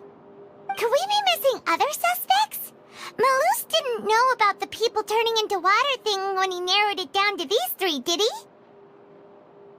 he? Malus has always been very reliable, and his judgment of others' trustworthiness has been fair and well considered. When he laid out his case for the 3, the rationale he gave me made a lot of sense as well. The suspect is knowledgeable about the Spina's internal affairs, has the means to dispatch Mecha to assassinate us, and possesses significant intellect and foresight. Even if I don't want to believe it, I'm starting to see how things could all tie back to Uncle Marcel.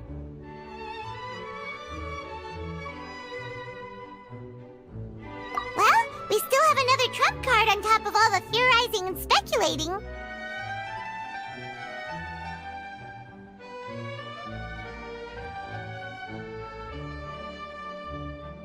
Yes, Malus did say that charging straight in there would be extremely risky. But we don't have any other options right now. We need far more solid proof before we can hope to go charging in on our enemy. Navia, here you are. Oh, I've been looking for you. Huh? Aren't you the guy from the guards? Did something happen? Yeah. News came from Irenaeus just after you left. We've got another trial on our hands. Wasn't that place built specifically for holding trials? What's so newsworthy about this one? I know. But they said the person they're putting on trial is a Fatui harbinger called Tartaglia. What? Is that someone you know? Yeah, we know him. Maybe even a little too well. Well, he's been accused of being the true culprit behind the serial disappearances case. It's absurd, don't you think? Wait, how? None of our investigations have had anything to do with him. That's what I thought was strange about it, so I came to tell you the news right away. If the charge against him stands, then it'll be next to impossible to get the guards to support any of our planned investigations. Right, because they'll think they've already found the culprit. Yeah, and it'll be a lot harder then to clear Mr. Callus's name. I understand. Well, partner, what do you think we should do? We still haven't found any conclusive evidence.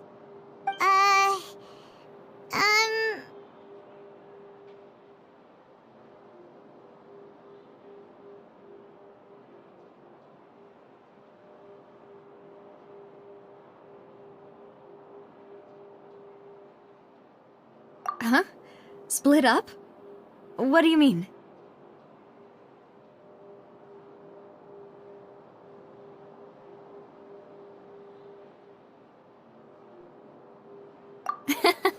Just as expected of my partner. Since this is a trial about the serial disappearances case, the culprit's attention will be focused on Irenaeus, leaving his home base wide open. You're right. This is our best opportunity. All right then, let's do this. I'll stall them at the Opera House and charge Marcel as the true culprit. I won't have any chance of making that charge stick, though, unless we find more evidence. It'll be up to you to make it back in time and hand the decisive evidence to me. We'll help you, just like you helped us in Linny's trial. Demoiselle, please allow us to accompany you. I'm ready. Ah, Malus, Silver. When did you two get here? We heard that you'll be leaving Poisson and figured that you might require our assistance. It's our hope that your confidence will be bolstered with the two of us by your side. Thank you so much. Then, let's make haste for Irenaeus. Paimon, Traveler, I'll see you at the Opera House. See you then!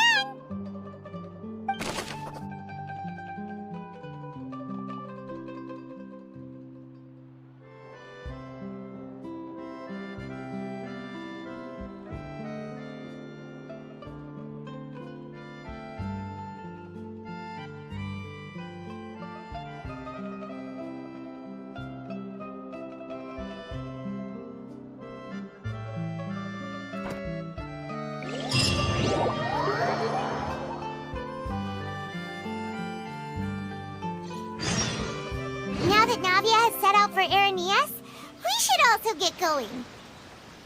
The location has already been marked on the map, so let's head over.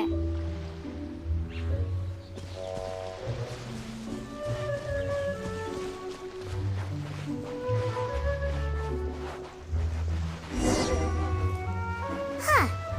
According to Malus's info, the synth production base is underwater. Let's go and try to find the entrance.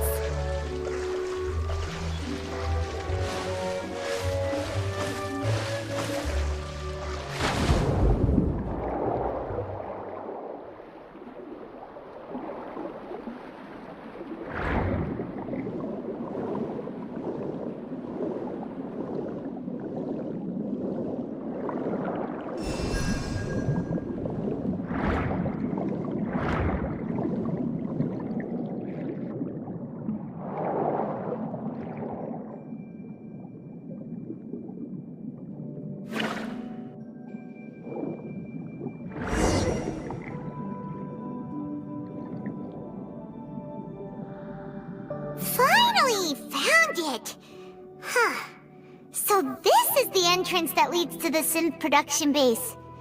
It sure doesn't seem out of the ordinary at all.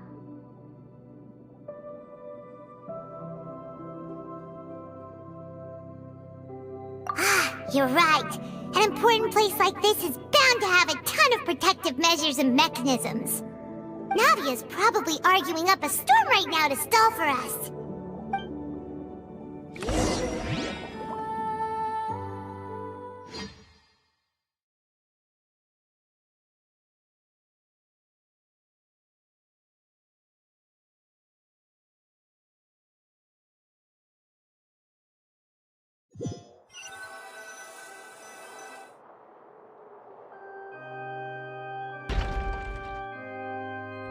It would appear that I must repeat my question again, Mr. Tartaglia. Do you accept the charge that you are the true culprit behind the serial disappearances case? To be perfectly honest, I don't understand your country's complicated court system, or the reason why I'm being charged with something I've never even heard of. However, I did hear that people who have been charged can choose to participate in a duel to clear their name. Is that right? In which case, as long as I accept the charge, I can have an all-out fight with that champion duelist Clorend, right? I've got to admit, that's one of the most enticing offers I've ever received. When I privately sparred with her last time, she was obviously holding back. Real disappointing. Hey! Don't you understand? You're currently the prime suspect for a major case. This isn't the place for you to be looking for fights. Oh? Sounds like the Hydro Archon wants to lecture me on the ways of the Opera House. Then why don't you duel me too? I'm the kind of student that learns best in the heat of battle. No. That's not what I meant. Alas, it would appear that communication with the defendant is going poorly, and we have made very little progress. In that case, let me explain everything from the very beginning again.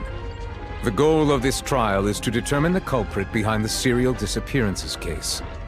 That case had nothing to do with him! You've got the wrong man! Huh? What's going on? Why is she interjecting again? I told you it couldn't be one of the Fatui Harbingers. Miss Navia, this is the second time you've interrupted the court proceedings. I only tolerated your behavior last time because you were able to provide the court with a key eyewitness. But that was an exception rather than standard court protocol. I can very well charge you with contempt of court for your interjections. Oh, please. Did you ever think I had any respect for this place's pointless theatrics? We can put that discussion aside for now. I'm not here to argue with you. I'm here to charge the true culprit behind the serial disappearances case. And if my charges prove true, then Tartaglia here will be proven innocent by default, correct? Oh, a young lady has charged in and offered to clear my name. How fascinating. Well, I'd gotten half bored to death by all these rules and procedures anyway, so I'll take you up on that offer. So, Your Honor, is there nothing else for me to do now? You may take a seat for now in the audience, but that doesn't mean the suspicions against you have been lifted. Now then, Miss Navia, who is the person you would like to charge instead? That person is...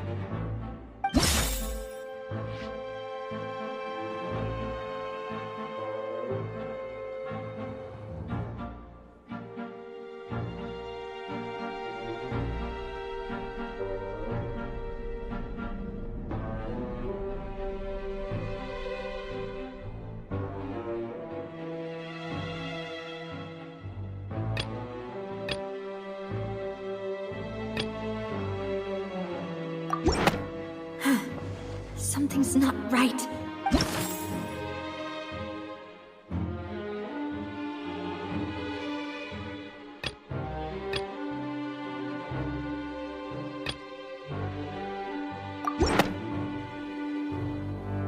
Marcel, the head of Confrérie of Cabrières. Huh? What confrérie? Never heard of them in my life. I've heard of them, but Weren't they Spina di Rosula's sister organization? Oh, is this going to be a friends to enemies type situation? Please let me remind you, Miss Navia, that charging someone is an incredibly serious matter. Committing to the charge also means taking on the legal responsibilities associated with it. And if the charge fails, depending on the circumstances, you may also be charged with the crime of making a false accusation. Knowing this, do you still wish to charge this man? Yes, I do. In that case, I declare the charge to be valid. Miss Navia and attorneys, please take your places on the court. Members of the guards, please contact Mr. Marcel right away so that he may stand trial.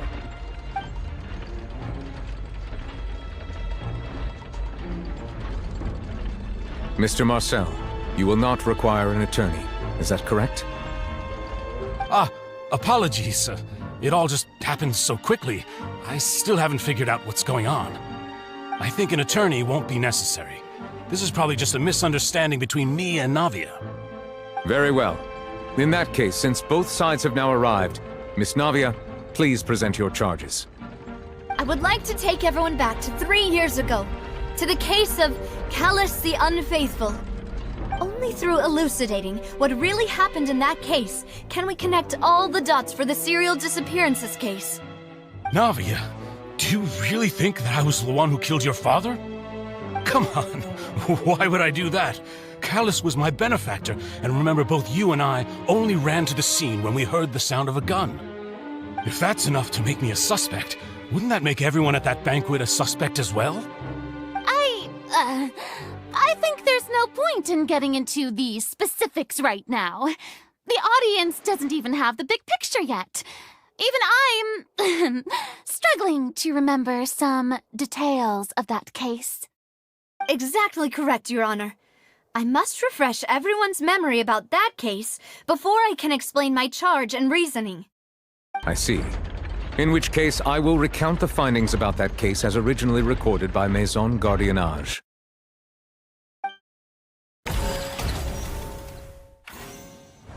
On the day of the murder, Spina di Rosula hosted a large banquet in a countryside estate owned by the Confrérie of Cabrières.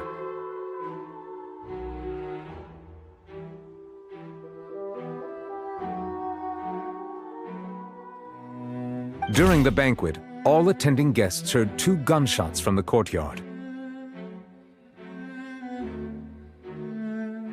When the guests arrived at the scene, they found the primary suspect, Callus, holding a gun, while his acquaintance Jacques lay dead from a gunshot wound.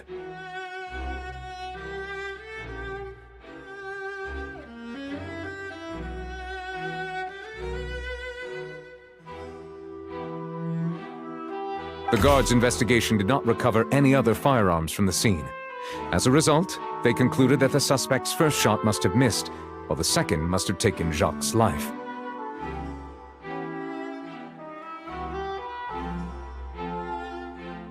The suspect did not dispute this conclusion, and also declined to defend himself in court. Instead, he chose to prove his innocence through a duel.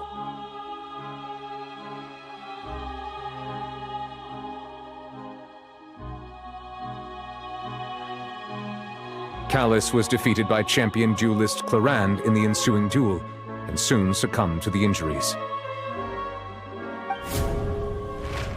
These are the known facts about the case.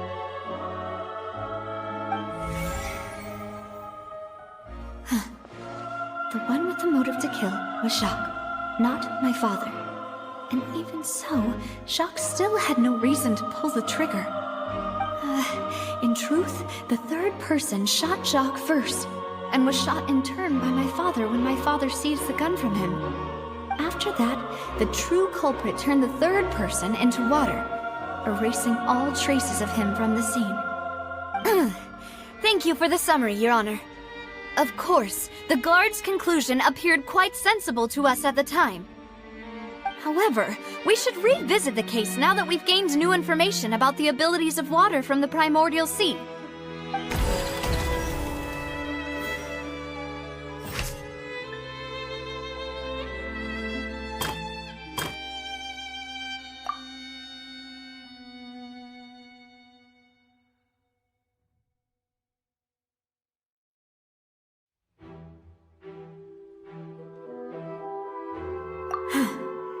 Something's not right. Let me think for a little while longer.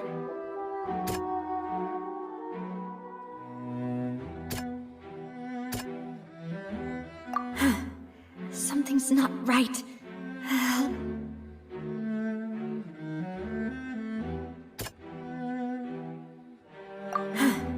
Something's not right.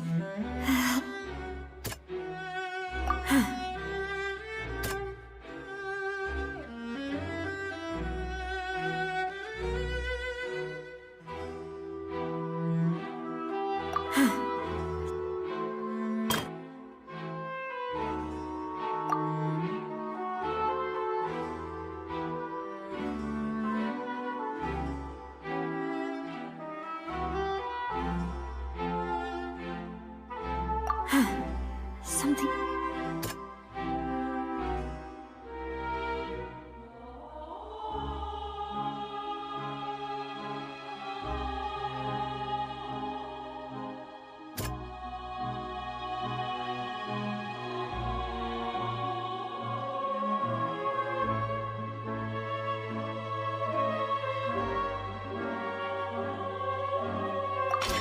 The testimony of the victim's family confirms that Jacques had thoughts of assassinating Callus when he set out for the banquet. However, in the end he reconsidered, and instead shared everything with Callus, hoping to seek the latter's protection. Unfortunately for Jacques, the true culprit had already considered this possibility, and had sent out another assassin.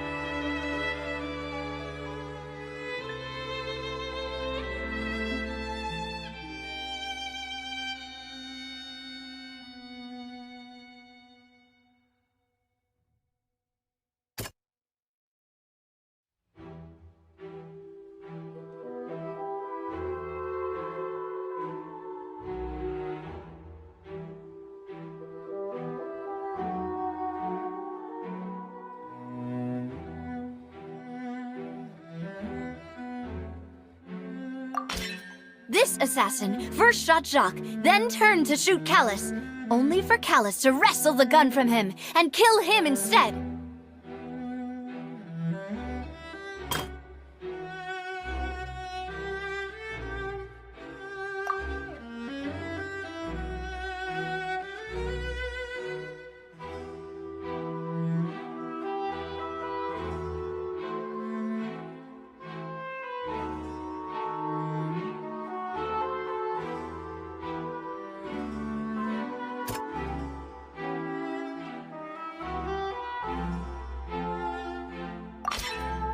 A pile of clothing was found at the scene. The guards once believed they were used by Jacques as a costume to disguise himself. But now it is clear that the clothes were proof that there was a third person at the scene, and that they were turned into water after committing the murder. Since it was raining that day, the culprit was confident that they could use the rain to wash away all traces of their dissolved accomplice. Realizing this, the true culprit caused the hired assassin to dissolve into water, leading everyone to believe Callus was responsible for Jacques' murder. This is the true version of events.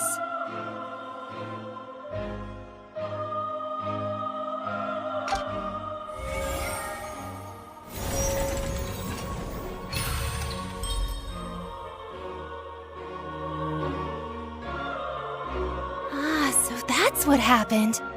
Wait, you're telling me something as dangerous as water from the primordial sea has been used for all these years? What a great theory. It also explains Callus's and Jacques' respective motives. I guess they didn't shoot each other after all. Mr. Marcel, you are the one being charged with the crime. You should provide a rebuttal if you wish to prove your innocence. Ah, but I think I agree with everything Navia just said. In fact, there was nothing in her speech that directly implicated me. Then, may I ask some questions? In my opinion, we primarily need to determine two things. 1. Do you have the evidence to back up your claims? I'm afraid not. At least not at this very moment. Boo! If you don't have any evidence, you should just go home!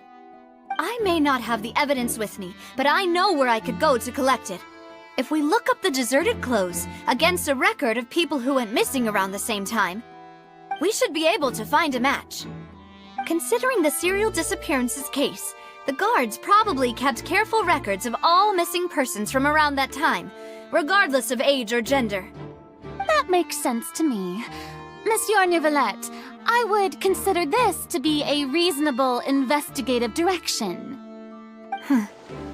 Why do I feel like Farina's acting a little differently today?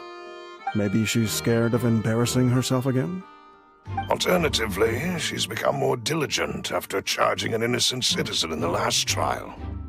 My second question has to do with the ensuing duel. If the truth is indeed as you described, then why didn't Mr. Callis explain himself in court? If he had testified that a person had been dissolved, he could have at least mounted a defense. I've thought about this too, and the answer is actually pretty simple. He felt there were things that were more important to him. The dissolving power of water from the primordial sea is an important secret for the true culprit of the serial disappearances case. My father could have exposed it for all to see, but he chose to take it to the grave. At that time, Spina di Rosula was in dire straits, and his reputation had already been shattered. He had no guarantee that going forward with the truth would allow the culprit to be brought to justice. What was certain, however, was that it would paint a gigantic target on my back. Boss once told me that Demoiselle had already been selected as the next target of the serial disappearances case. What? If the secret had gotten out, the culprit would have fought an all-out war with Espina right there and then. I wouldn't have been the only one in danger. All of us would have stood to lose our lives. Of course, the guards might eventually figure out the truth of the matter and determine that we were in the right. But what good would that do? How can a hollow verdict protect anyone? Had this opera house ever given my father any kind of confidence in its brand of justice, Spina di Rosula would have had no reason to exist. But by staying silent, we retained the ability to deter our opponents and continue the stalemate. I was able to become Spina di Rosula's president, which made me harder to target, as well as giving me more time to grow and learn. And once I have figured out the truth and stepped up to the challenge, I will do what this opera house cannot, and restore my father's truth and honor back to him. So, you mean to say, your father intended to die in the duelist's ring? That's right. Do you have any proof? Of course. All you need is to ask his opponent, Clarand. I don't need your apology, your guilt, or your support from the shadows. You don't have to do anything for my sake. But since he entrusted his will to you, Clarand, you should tell us the truth about his sacrifice. So, during the duel, did you believe that Callis was intending to die? Yes, I did. As a champion duelist, I've fought many battles and taken a countless number of dishonored lives. In my line of work, I've seen all kinds of people give their all for the faintest hope to continue living. Some were determined, others passionate, and some even manic and twisted. Just one look and I can tell if a duelist is hoping to live or if they're looking to die. I hereby swear on my name and honor as a champion duelist that Mr. Callis never intended to leave the ring alive. Since that's your testimony, I have no more questions. It appears there really are good grounds to reopen this case. I concur. However, Miss Navia, you still have not explained the link between your father's case and the serial disappearances case. Right? What she said was fascinating, but kind of beside the point. Wait, weren't they just talking about the serial disappearances case? Of course, Your Honor. The two cases are connected via a matter of timing. In my father's case, the culprit intended to kill both Jacques and Callus. As a result, they planned to act after hearing 2 gunshots. And, at the end of Linny's trial, the culprit also only dissolved the victim in front of everyone because they realized they were at risk of being identified. The culprit could only time their actions so precisely if they were already at the scene. Coincidentally, Marcel attended both the banquet and the trial. So that's why you suspected me. Even after hearing your reasoning, I still can't help but find it a little preposterous. I'm used to it, though. You've always been an impulsive and sentimental child, Navia. It's one of your most endearing traits. No need to appeal to pathos. I won't try to refute your points one by one, but even if everything you just said was true, can you prove that I was the only person present at both events? On top of that, does a person have to be physically present to control the timing? Can't someone remotely monitor the place? Don't know what she can say to that. I know that even with that, you might still think you can reduce the list of suspects with some further investigations until I'm the only one left on the list. Alas, who won't feel at least a little hurt by an accusation of murder from a girl you see as your own daughter? But if I were to dismiss this completely, you'd also think I'm not being considerate of your feelings. Ah well, let Uncle Marcel teach you another lesson. Do you know what the biggest flaw in your reasoning is? I suppose you're gonna tell me anyways. It's timing again. I'm a businessman by trade. From that standpoint, there's no reason for me to kidnap young women. It's a high-risk action with nothing to gain. In addition, I left my home in Snezhnaya when I was young to come to Poisson and work in some trade. My business only thrived when I received Callus's patronage. But the disappearances began before I ever stepped foot in Fontaine. I do apologize, demoiselle. This was my mistake. No, it's not your fault. I'm sure he had come prepared. Is there anything else you'd like to say? Would you like to check the date of my first business license against the first known case of the serial disappearances? You can also take a look at my border entry records, or ask my friends and family when I left Snezhnaya for the first time. Could those records and testimonies do something to appease the unspeakable anguish in your heart? Seems like she got the wrong guy. At this rate, Navia will be convicted for falsely accusing him.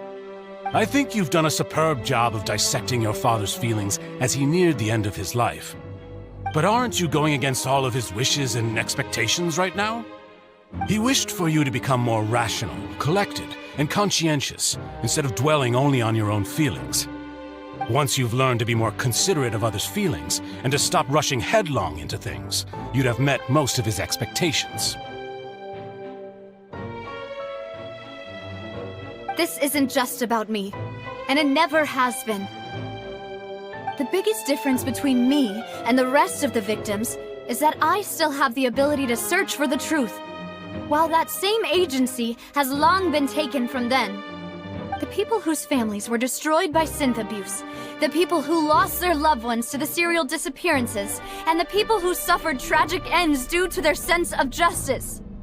Many people's images are flashing before my eyes. I'm sure some are coming to those of you in the audience as well. And whose image do you see, Marcel? Is it a man named Vacher? Oh, so you do know that name. I'm merely surprised you'd suddenly say the name of someone I've never even heard of. I was waiting for you to say that.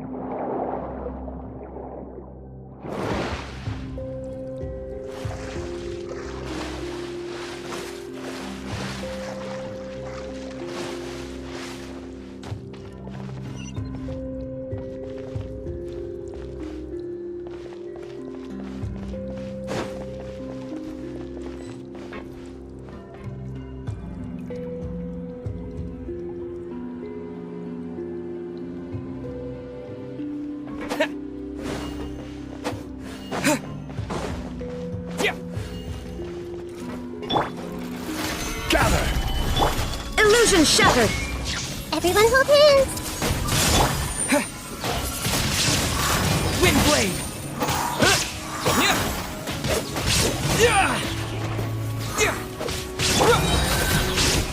Stabilize! Hey!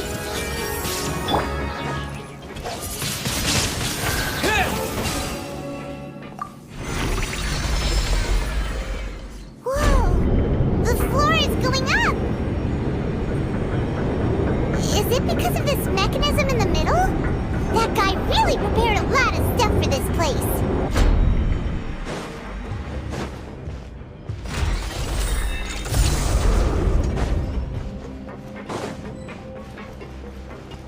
Paimon thinks we need to go up, but Paimon doesn't see a way.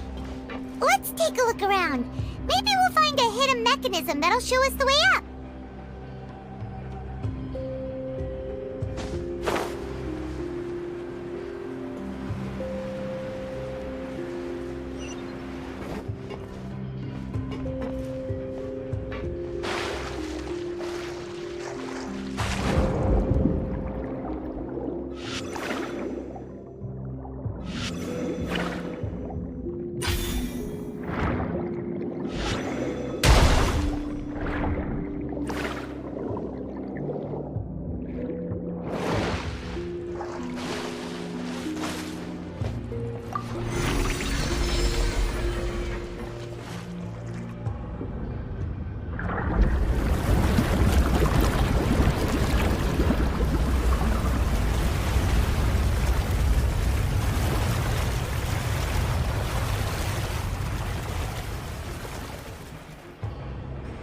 The water level is rising!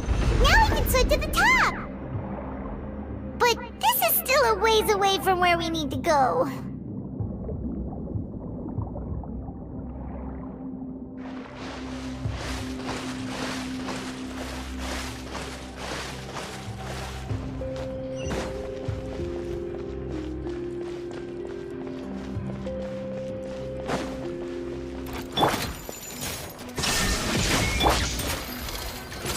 Solidify! Everyone hold hands!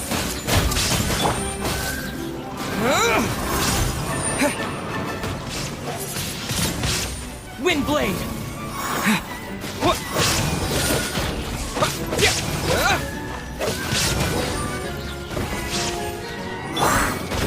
Gather! Shine down! Take!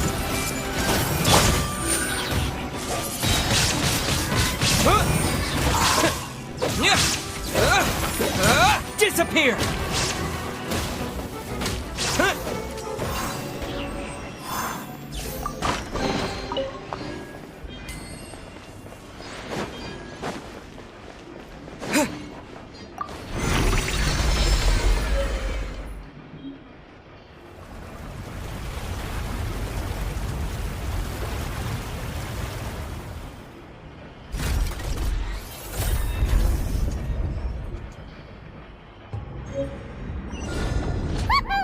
Now the path is clear! Let's go!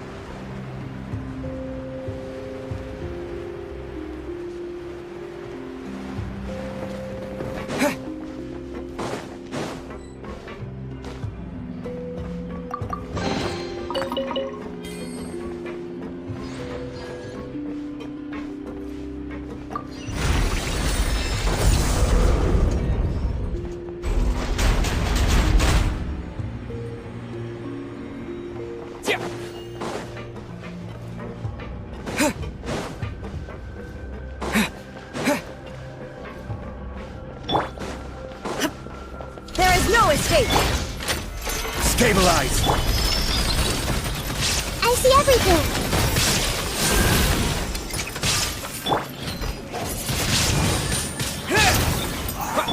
Illusion shattered! Order guide you! Gather!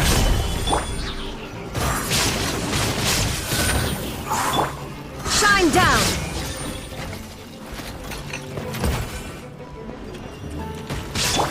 Hey! Wind blade! Rise! There is no escape! Stabilize!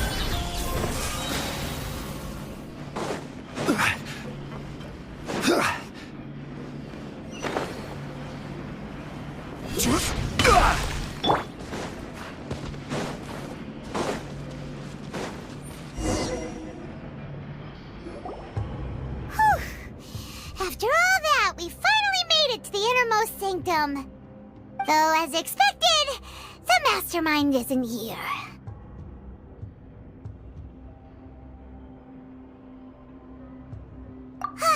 That's right. Then let's hurry up and find some evidence so we can get back to the Opera House and help Navia!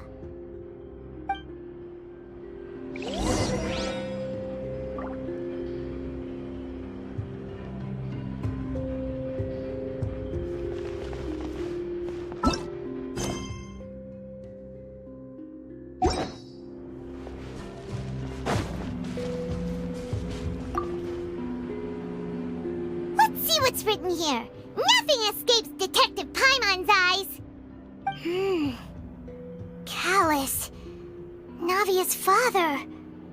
Oh, this seems to be an investigation report on him.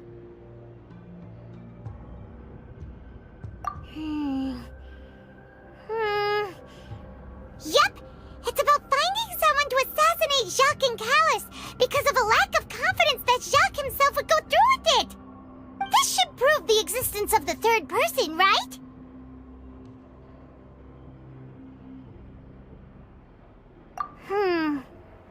We still have not determined the exact content of the key information Callus has passed on to certain members of his organization. The old dog's a real menace to deal with. Even if he abides by the promise he's made to us, he will still have the upper hand. He can act whenever he wants to make our lives miserable. The only option left is to remove him from the picture entirely. I concur. Let's send someone to kill him. He won't declare war as long as we don't touch Navia. Oh, seems like we've got a bunch of correspondence between the higher-ups. They're all just so evil.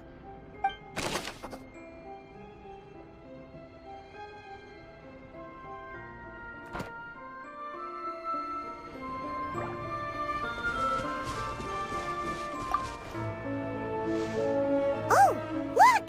There's an important-looking basin over here, and it's full of water.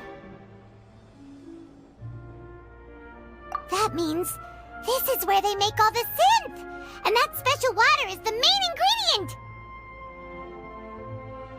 If you dilute it with normal water, you'll get synth, but the pure stuff can dissolve a human. Paimon will take notes on this incriminating evidence.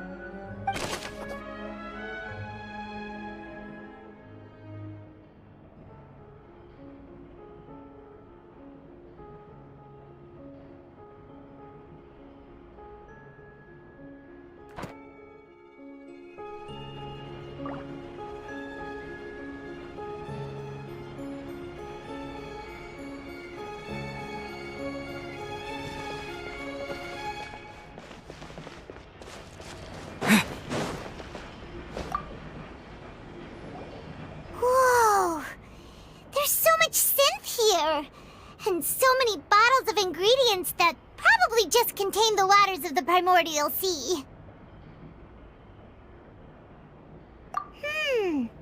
Mixing in progress. Ready to drink? Stock sample? Huh.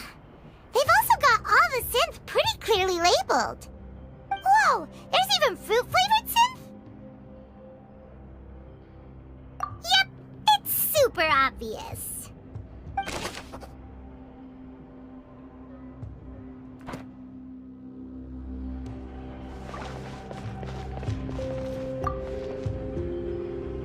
What's this over here? Looks like some kind of place for research. Experiment number 16 aims to verify Jacob Ingold's research conclusions on the primordial sea and use his theory as a foundation to achieve a breakthrough. The experiment was a failure. No individual managed to resurface from the water from the primordial sea. Female specimens 22, 23, and 24 were dissolved.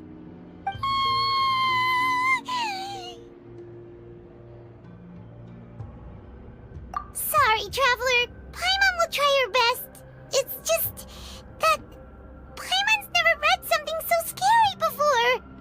How can someone write something that terrible in such a matter-of-fact tone?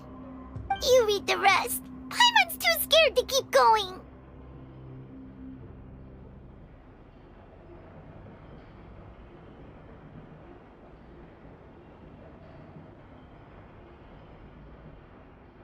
So that's why he did all of these experiments. Wait, did he really think he'd be able to find a way just by dissolving people over and over? That's just insane!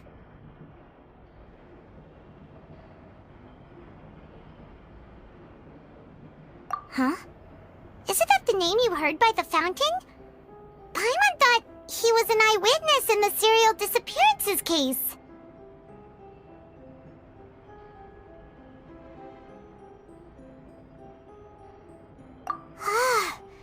You mean Vache is the one who did all of these...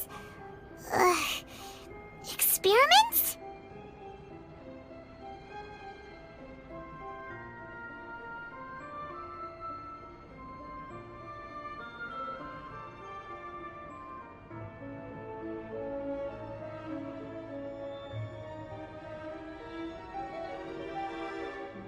So that's it!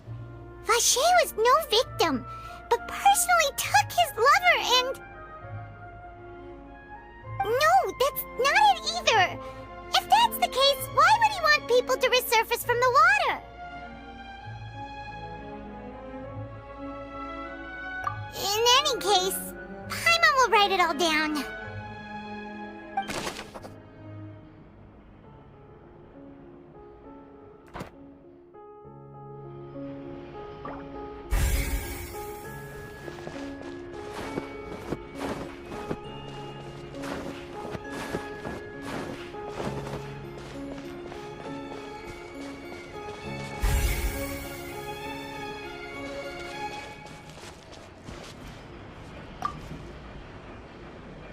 What's all this? Aw, it's a bunch of really cute things! Pink accessories, a hair tie, a necklace, even a makeup box! Oh, Paimon sees it too, but why are all these cute things labeled with different girls' names? Huh? You mean the girls from the serial disappearances? They were brought here? And then they were turned into water. And all the boxes of things, these names. That means... Oh, this is terrible!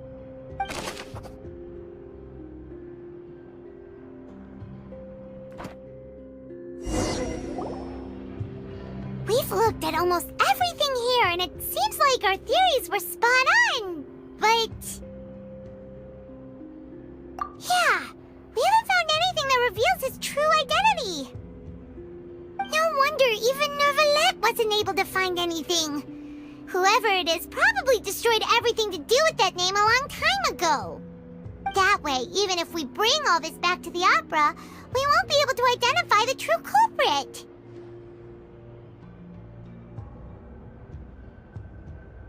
Sure thing. Paimon won't admit defeat to this guy either.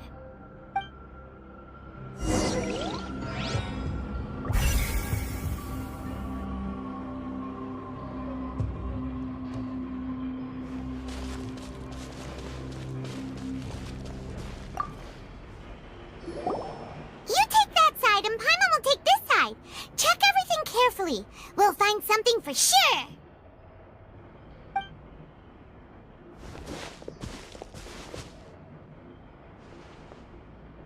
Ugh. Nothing at all. And Paimon can't even find snacks either. Whoa, really? Let Paimon see. Vinier. Isn't that Vache's lover's name? Then you found her diary. Let's see. Aw. It's just a normal diary chronicling their love story. She was so sweet, too. Oh, Paimon feels even worse for her now.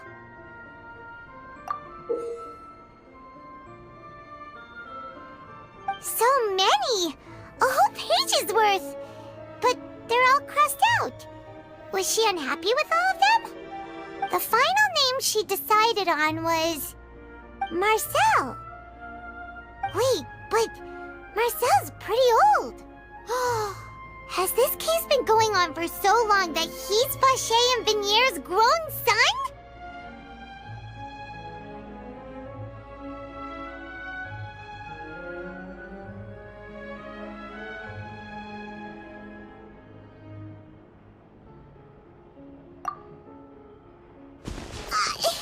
Hey! Paimon still hasn't figured it out yet.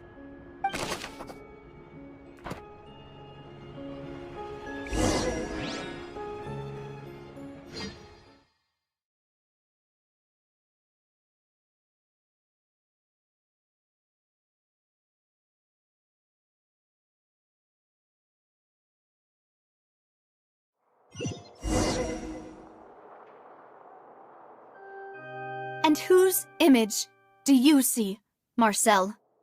Is it a man named Vache? Oh, so you do know that name.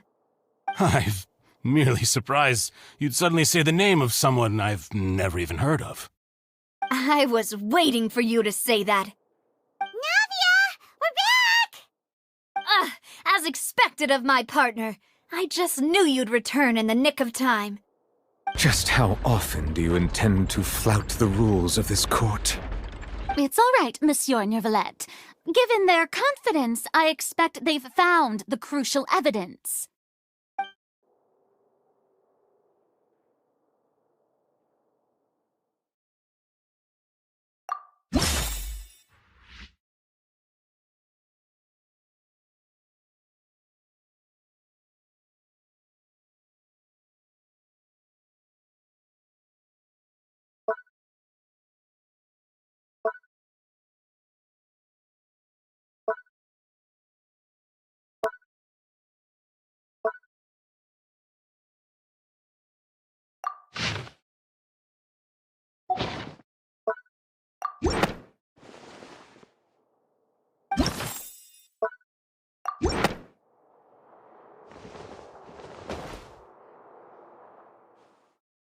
But the truth of it, Marcel, is that you've always been Vache.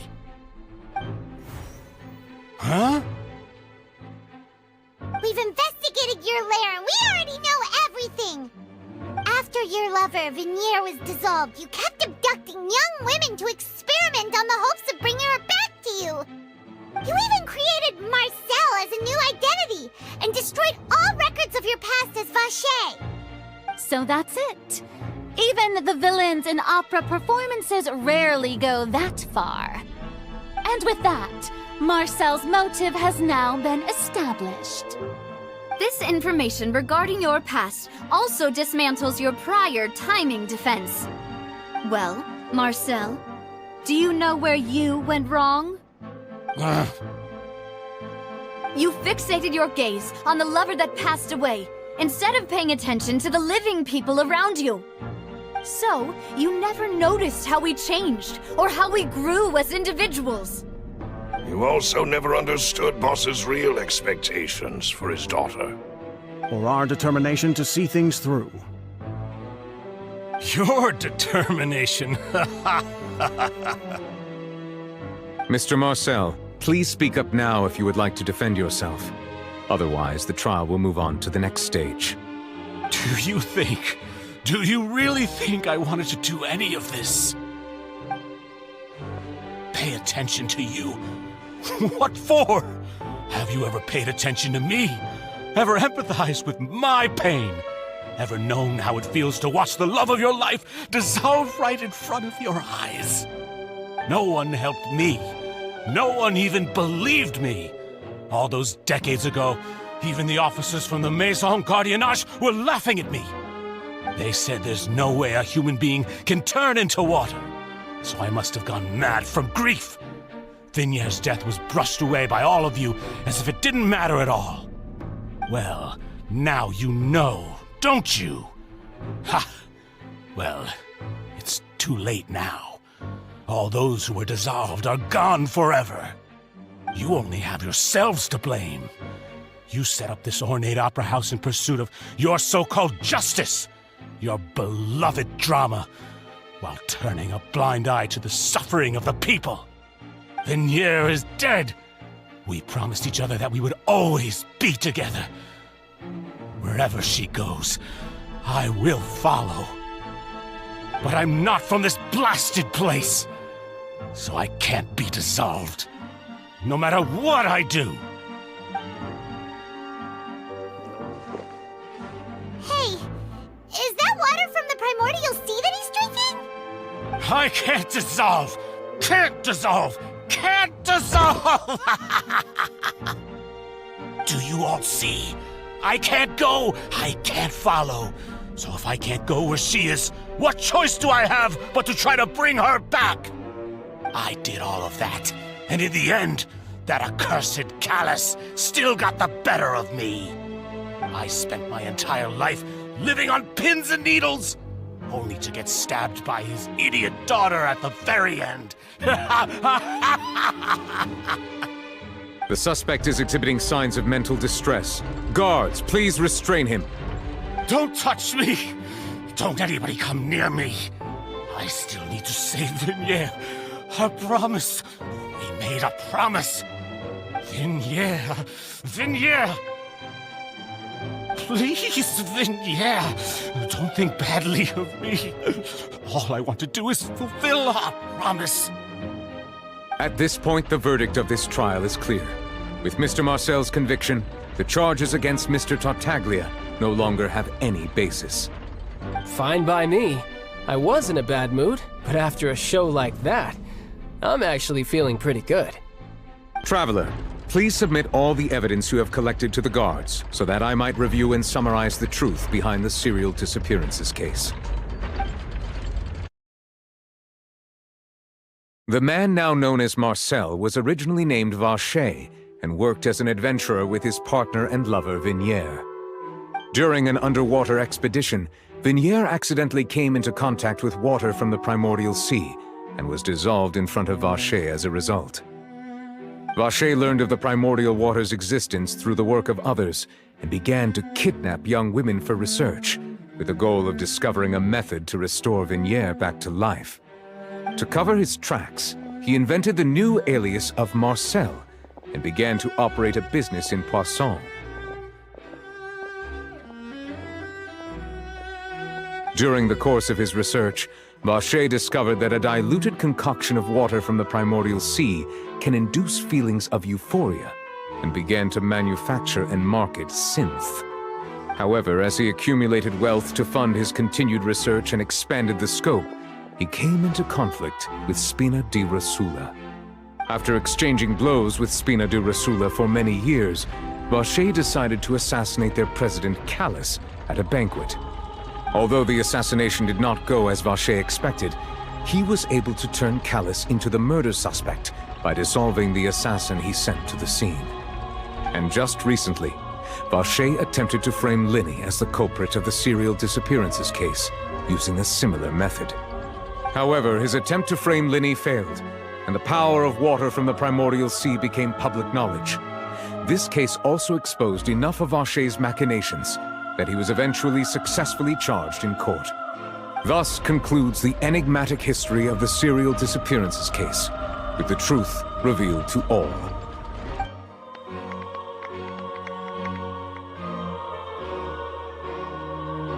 The Oratrice will now deliver the final verdict regarding the charges against Mr. Vacher.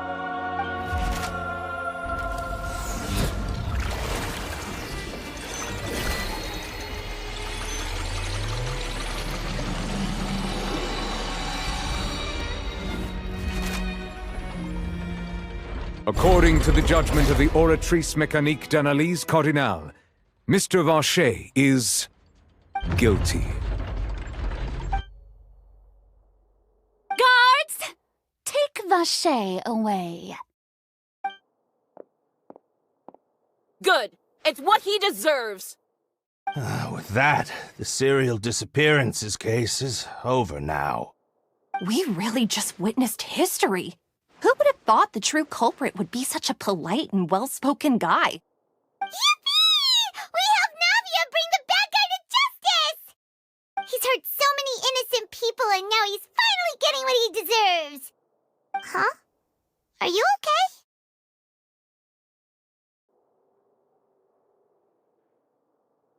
okay? Demoiselle, you were absolutely brilliant. The day our late boss had always hoped for has finally come. You can rest easy now, knowing justice has been served. Yeah. It's finally over. It's all thanks to you guys. And my partner. See, Papa? Spina di Rosula's still doing well with me at the helm. Well now, hasn't this been a most delicious piece of drama? The villain has been caught, justice has been served, past wrongs have been righted, and it's a big ol' happy ending. Since it's been such a great show, I'll just let the false accusations against me slide. Either way, I've still got some business to attend to, so if you'll excuse me... Please wait just one moment, Mr. Tartaglia. What now? None of this has anything to do with me. According to court protocol, since this trial was initiated due to a charge against you, a verdict must also be made regarding the initial charge before the trial can conclude. Oh, come on. Is this really necessary? Haven't you already caught the real criminal? Isn't it time for side characters like me to exit stage left? Please respect the laws of Fontaine. This has always been the rule. All right, but this sure is a lot of hassle. All I need to do is stand over there, right? Let's just get this over with. Through evidence presented in the public trial that was just held, it has been established that Mr. Tartaglia has no direct connection to the serial disappearances case. The guilty party has been identified, and thus it is logical to suppose Mr. Tartaglia is innocent of the charges. We now turn to the Oratrice Mécanique d'Analyse Cardinale to render the final verdict on the charges.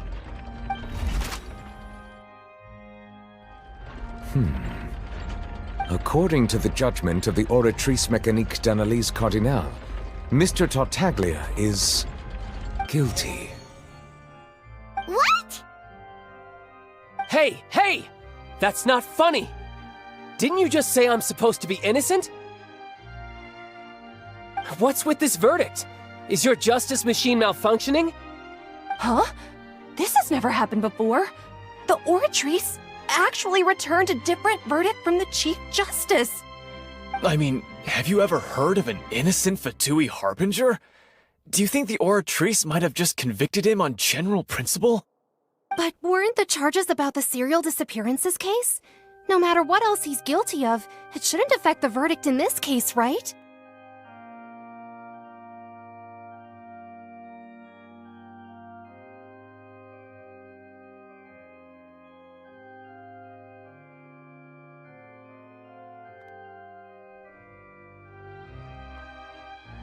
The judgment of the Oratrice Mécanique d'Analyse Cardinale is, by law, the final verdict of the court. We must accept the guilty verdict. Guards, please take the suspect into custody per court protocol.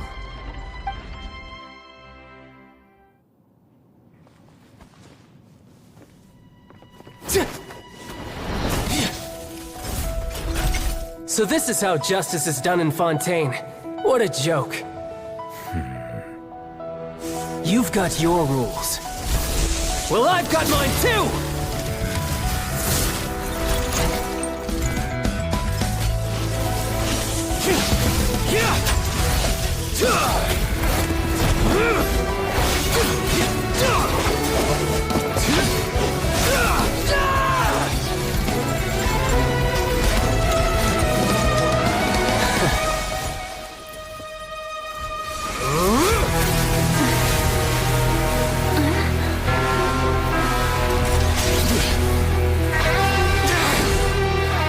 He's activating his spell legacy!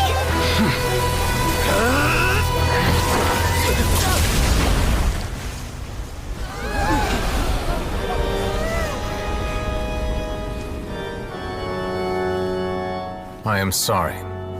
If you have been wronged, we will find the truth.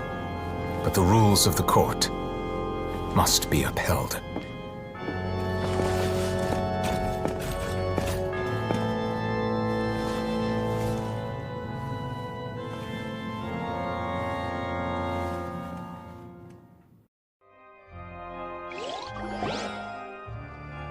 Hey, Monsieur Novelette, what's going on?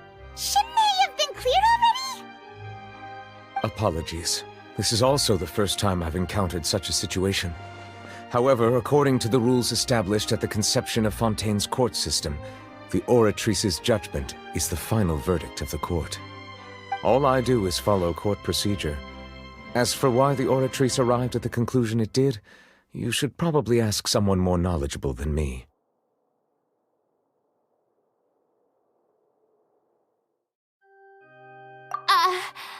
Why are you looking at me? I had nothing to do with it! I don't know what happened there either! Hey, stop staring at me! What does Lady Farina mean by that?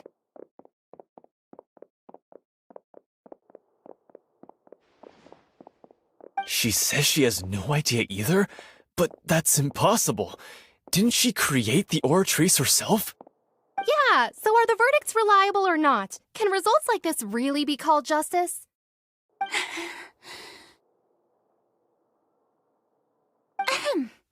My dearest citizens, did you really think we'd allow an incorrect verdict to be handed out in this court? Did you really believe that the judgment could be mistaken or be the result of some sort of random mishap? Don't tell me you thought even I had been blindsided by the Oratrice's result. But the way she looked just now, it was pretty obvious she had no idea what was going on. However, given the state of things, I shall give you an explanation. Everything that just took place, including my supposed shock and bafflement, was a part of an elaborate performance, with every action meant to stir up drama and excitement. And, of course, for every performance there is a script. Everything has unfolded exactly as I expected from the very beginning. As the embodiment of the very concept of justice, the Oratrice shall never render an arbitrary judgment! If you thought Child had nothing to do with the serial disappearances case, it is only because you've been blinded by the superficial appearance of innocence. Everything he's done, not to mention the danger he poses, are beyond ordinary comprehension and completely unforgivable! All shall be revealed in time. You will come to understand my noble intentions, as well as the absolute correctness of the Oratrice's verdict.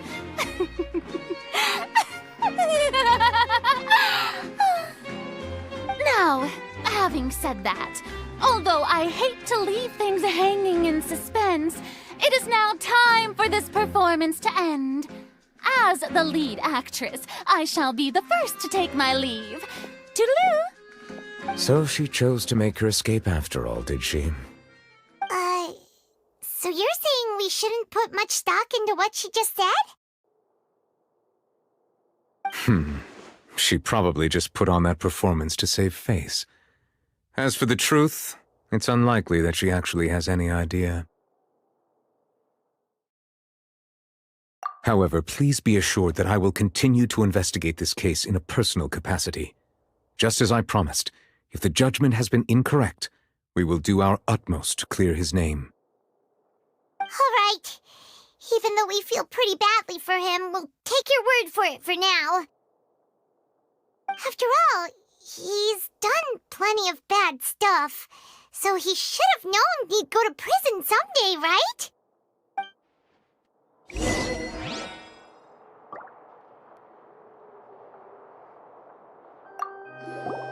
Oh, Monsieur Neuvillette! That power you showed when you took him down. Who are you really? I'm the Chief Justice of Fontaine, of course. If officers of the law lack the strength and capability to enforce it, then it makes a mockery of justice.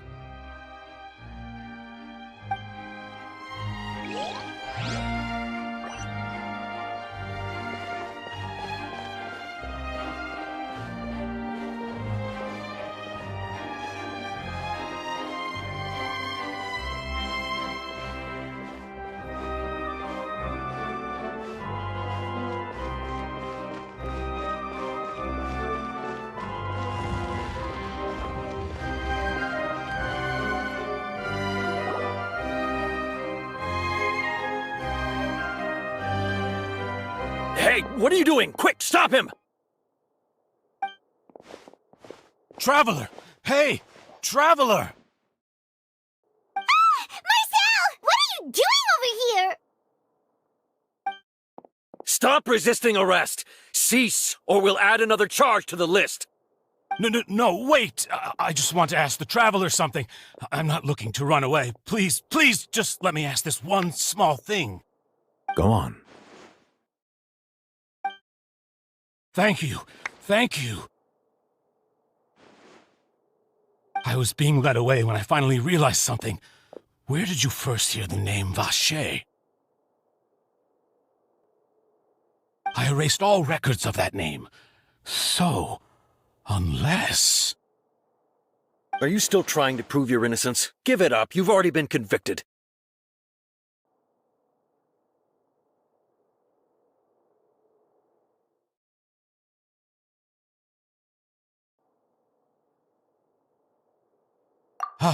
Really? You did? You're sure? You met her? But how could that be? How did you manage to do it?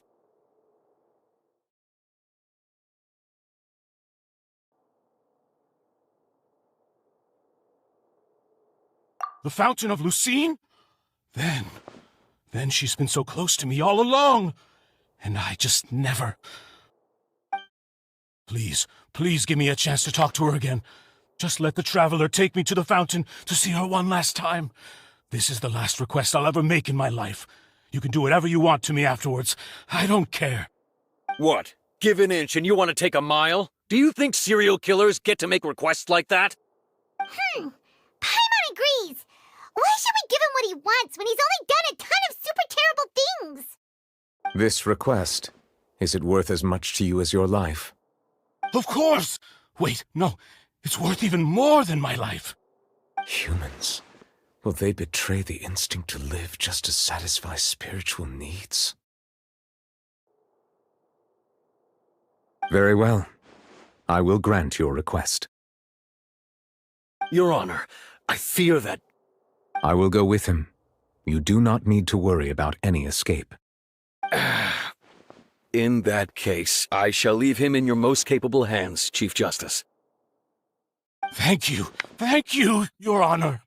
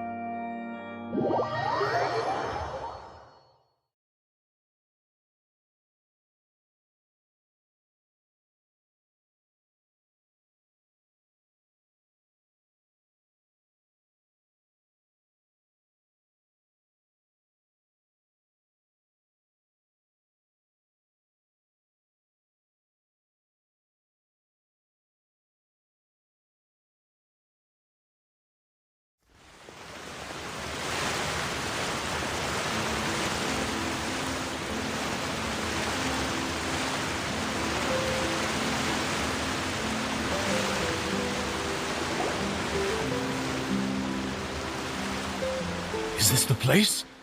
You said she's here, but what do I need to do to see her?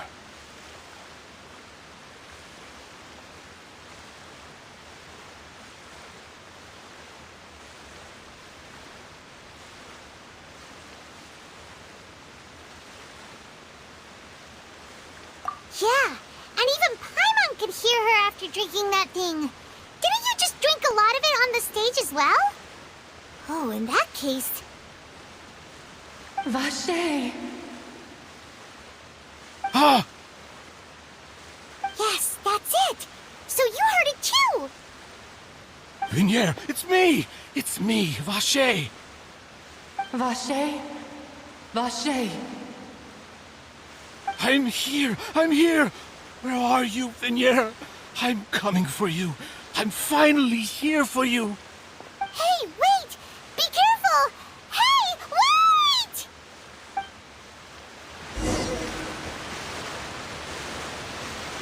Vinier, is that you? It's me, Vache! Vinier! Vache? Why did you come? Didn't I say? You don't need to look for me. You look a lot older than I remember. How long has it been? It's been more than 20 years. I've suffered for over 20 years since the day you left. All this time, only the thought of bringing you back has kept me alive. Nothing else mattered to me. I must be dreaming. Who would have thought I'd get the chance to tell you all of my feelings like this? Vinier, you are my everything. I really don't know how I could live without you. But Vache, if you ask me, this world would be better off without you. What are you saying? If not for you, I would have finished my law degree and probably become a top-tier attorney one day.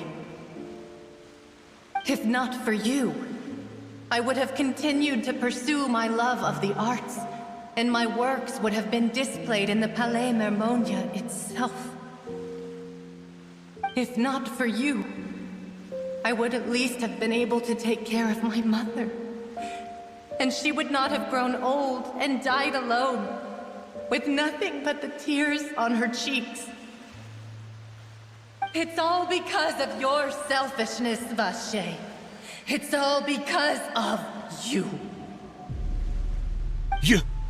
Wait, you are not Vinier. Who are you? You're right. I am not Vinier.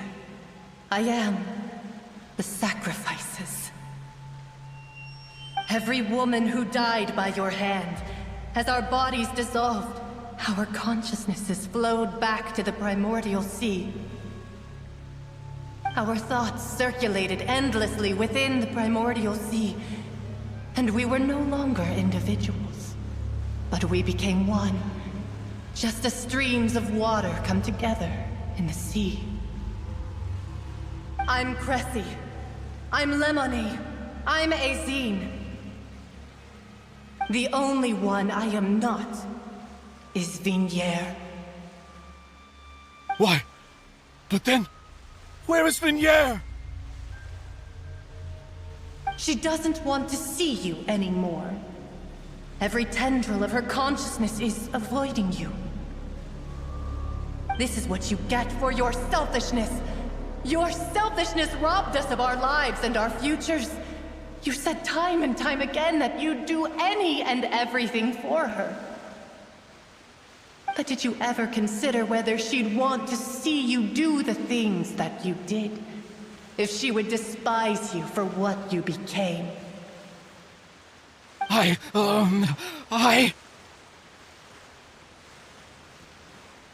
You are a liar, a heartless murderer, and a cowardly narcissist.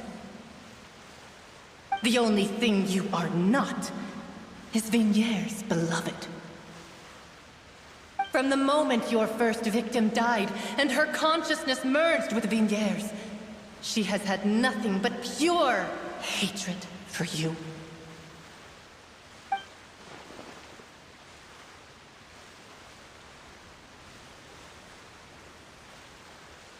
No!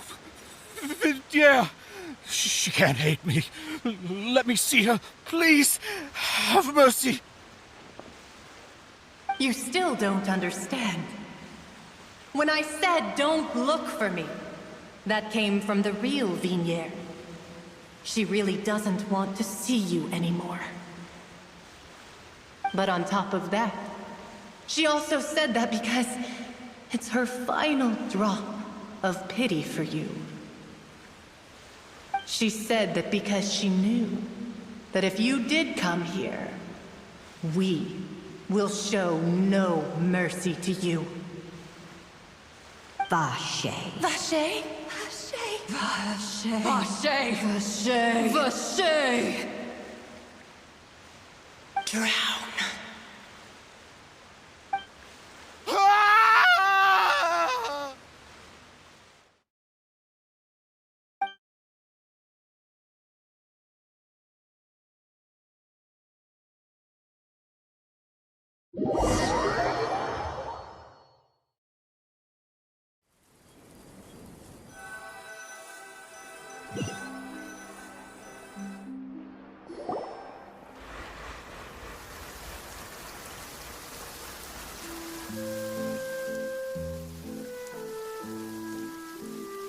Finally, we have some time to do shopping. Gosh, it's really been a long time since we've been able to relax.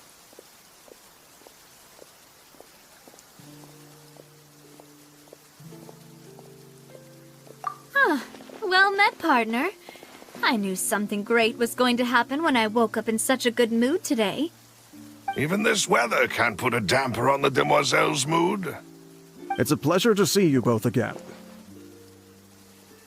Oh, hey, Navia! It's been a few days. Paimon's already started to miss you. Oh, now that I believe. I'm easy to work with and always bring home the bacon.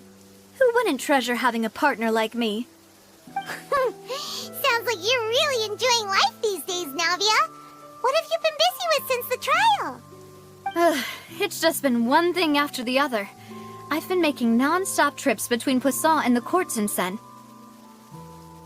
Everyone from Spina di Rosula organized a memorial for my father. We never held a memorial when he first died, since everyone knew that even if we held one back then, no one was going to come. This time, though, everyone in Poisson, and even many people from the court, all attended. So his name's definitely been cleared now. That's what we like to hear. It's been the dearest wish of Demoiselle all along. That blasted stubborn fool. I was right to put my faith in him. I'm so glad I didn't give up on the case all those years ago. Oh, by the way, I ran into Charlotte just after I left the memorial service. Well, maybe it'd be more accurate to say I knew she would be there, and there was no way she'd just let me go. Huh? So you know Charlotte too? The Charlotte? Journalist from the Steambird? Yeah, way back when I first became the president of the Spina di Rosula, she was all over me. Wouldn't take no for an answer. I believe the story was called The True Heart of Darkness, Secret Tales of the Yellow Rose. To be fair, though, it was a really flattering feature. So, we've been on pretty good terms ever since. She was trying to lean on our friendship to get me to do an exclusive piece on the serial disappearances case. Oh yeah, she told us about that. She's always been super interested in that case, so now her wish has finally come true too! Anyway, I told her to make sure that when she writes about you guys entering the opera house with the critical evidence, that you both sound really cool. Now that's another thing to look forward to. We trust Charlotte's skills with a pen for sure. Oh, and in other news, I also took Clarand out for a meal. Oh, are you two on better terms now? While you were investigating Vache's headquarters, Clarand gave testimony on my father's behalf. It was thanks to her that we were able to turn the tide. I wanted to thank her. I mean, there's also no point in being awkward all the time, so we took the chance to reconcile with each other. Oh, that's great. Paimon also thought Clorinde wasn't actually a bad person. It's always good to have more friends. Anyway, now that the case has finally been solved, perhaps it will slowly begin to fade from the public consciousness. Oh, actually, there's still one last thing I need to do. What is it? I should pay a visit to my father's grave and tell him the truth of what happened, as well as how it all ended. And on top of that, just how much people still look up to him to this day. That includes me, too. Miss Navia. Indeed. We want to go too! We also think Callus is a really admirable person. Sure thing. I'd like you two to share the moment with me. After all, without you, there might not have been such a positive ending. And in that case, everyone, let's be off. Considering the recent weather, we'll be lucky if we can reach Poisson before dark. Yeah, you're right. It's been raining non-stop for a few days now.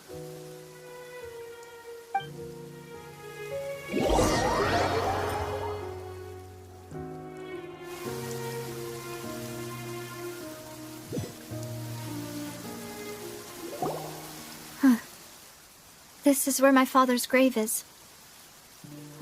To be perfectly honest, even I haven't been back here for a long time.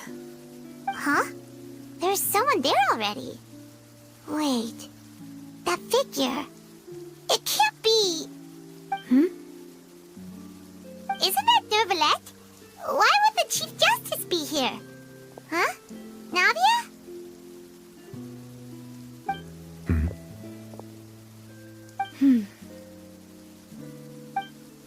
My apologies. I should have asked before coming to pay my respects. Don't say that. Sorry about that. Oh, I was trying to say there's no need for you to apologize. I wanted to show my father how much I've grown, but still, I doubt I've grown to the point that even the Chief Justice would feel compelled to apologize to me over and over. In that case, I will stop apologizing for now. You really could use some pointers on understanding human emotions, Monsieur Neuvillette.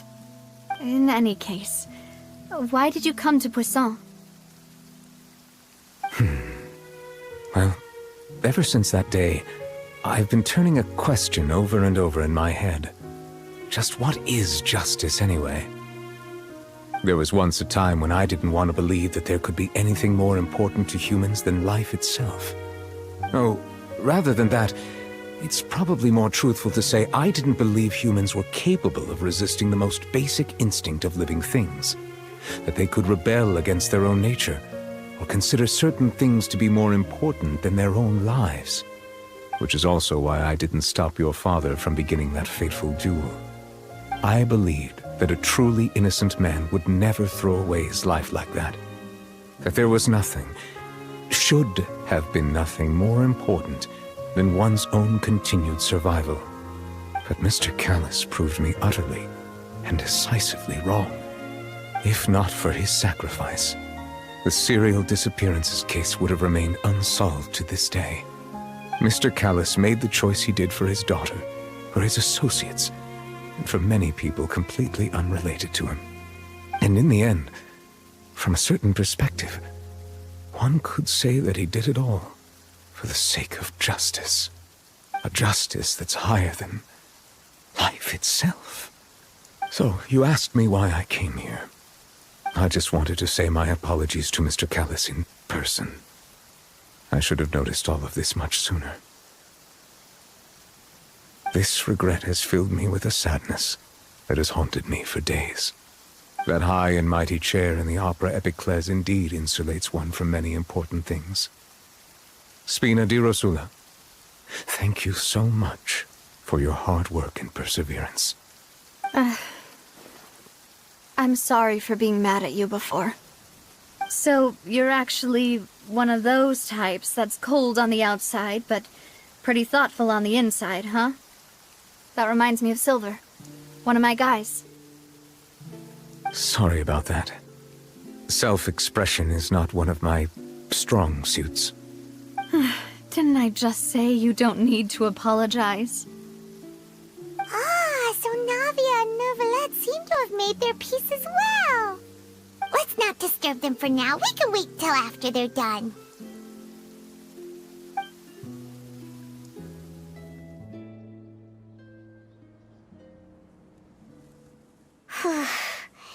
Paimon's never paid respects at someone's grave before.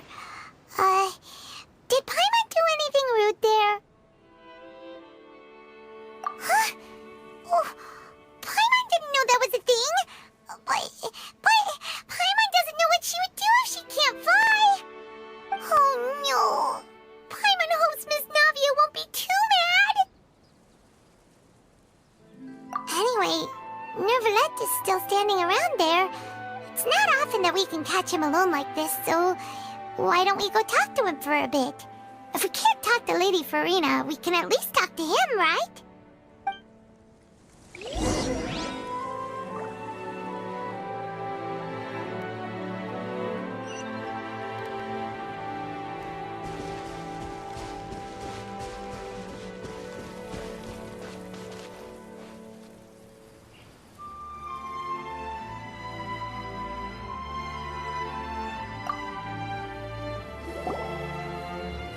Oh, it's you two. Did Miss Navia invite you to come pay your respects to her father? Mm-hmm. We ran into Navia on the streets today, so we just followed her here. I see. Then is there something that I can help you with? Well, it's pretty hard to run into you like this since you're usually super busy.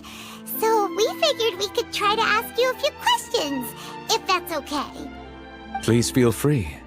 Though outsiders, you helped us solve one of the greatest mysteries in Fontaine, and it would be my pleasure to return the favor.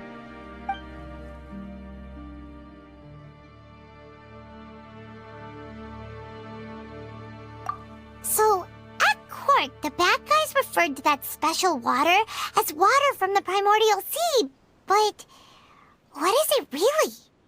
Truthfully, that name is already quite accurate. I can only surmise that Vacher and his ilk only learned of its nature and existence after extensive research. There used to be a special sea on the surface of this planet. The nature of its seawater was rather different from that of the sea we know today. Most of Tevat's life forms were first born in that special sea. You could say it nurtured much of the life on this planet. Huh. So it really was where everything began. It makes sense to call it primordial then. But today, the primordial sea no longer exists on the planet's surface. What Vacher discovered must have been some kind of special case, or a remnant from a truly ancient age. Huh. So that's how it is. Oh, you really know everything, Monsieur Neuvillette. But if that's the case, then why would people, at least people from Fontaine, dissolve in that kind of water? Indeed. Why would the primordial sea, which was known to engender and nurture life, suddenly reverse itself and devour life instead? To be frank, that also doesn't match my understanding of this world and its laws. There must still be some unknown secrets around the people of this land. Is there anything else you'd like to ask me about?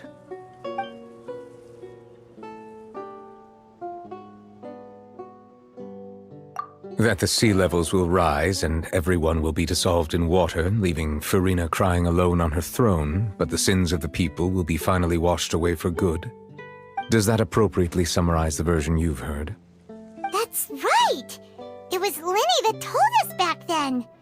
And that about covers all the main points. Yes, up to the present, I think we reached a point where we have no choice but to confront this prophecy directly. Rumors have it that this prophecy is rooted in the last words the former Hydro Archon left to the world before she passed away. A prophecy? Of the former Hydro Archon? Wow. This is the first time that we've ever heard of it. Two parts of the prophecy have already proven correct: the rising sea levels and the ability of the people of Fontaine to be dissolved. We should be more vigilant and stay on the watch for further signs. Speaking of the prophecy, Farina has also always taken it quite seriously. Indeed, she has been collecting information and intelligence from across Tevat for this purpose. If the rumors were true, then perhaps this prophecy is the conundrum left to Farina by her predecessor. But with Farina being the way she is, can we really trust her to solve it? Is there anything else you'd like to ask me about?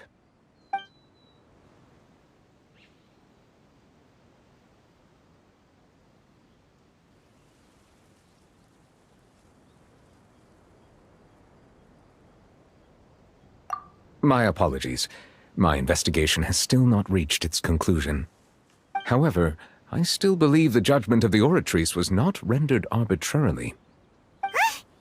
But you also said you thought he was innocent. For many years, I have been quite aware that the Oratrice does not simply mechanically repeat the verdict that I give on each case. As a divinely created mechanism, the people's unified faith in the concept of justice is integrated into it. Not only can it produce the incredible power of indemnitium, but it likely also possesses other traits, such as self-awareness. Which is all to say, I have been prepared for a situation like this for a long time. So when Lenny told us that he heard a human voice from the room where the Oratrice's core is stored... I was not aware such a thing had occurred. Perhaps that could serve to prove my conjecture. I will add that to the list of items to investigate. In any case, I am inclined to believe that the Oratrice does have a methodology all its own. We just do not have enough information. Based on Farina's reaction, I doubt even she had any idea what was going on. She managed to bluff her way through it, though, with her time-tested twin tricks of bravado and drama.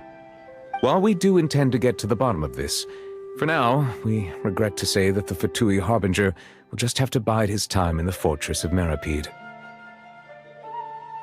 If we did incorrectly convict him of crimes he did not commit, we will most certainly compensate him to the fullest extent allowed by the law. If you ask Paimon, the only compensation he'll want is a no-holds-barred fight with you. Is there anything else you'd like to ask me about?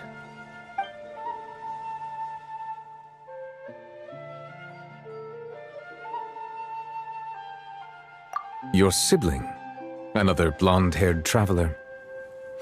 I'm sorry, but I've never seen anyone who matches that description. If she ever stepped foot in Fontaine, I'm sure she followed our laws to the letter, and had no reason to appear on the stage of the opera Epiclese. Is there anything else you'd like to ask me about?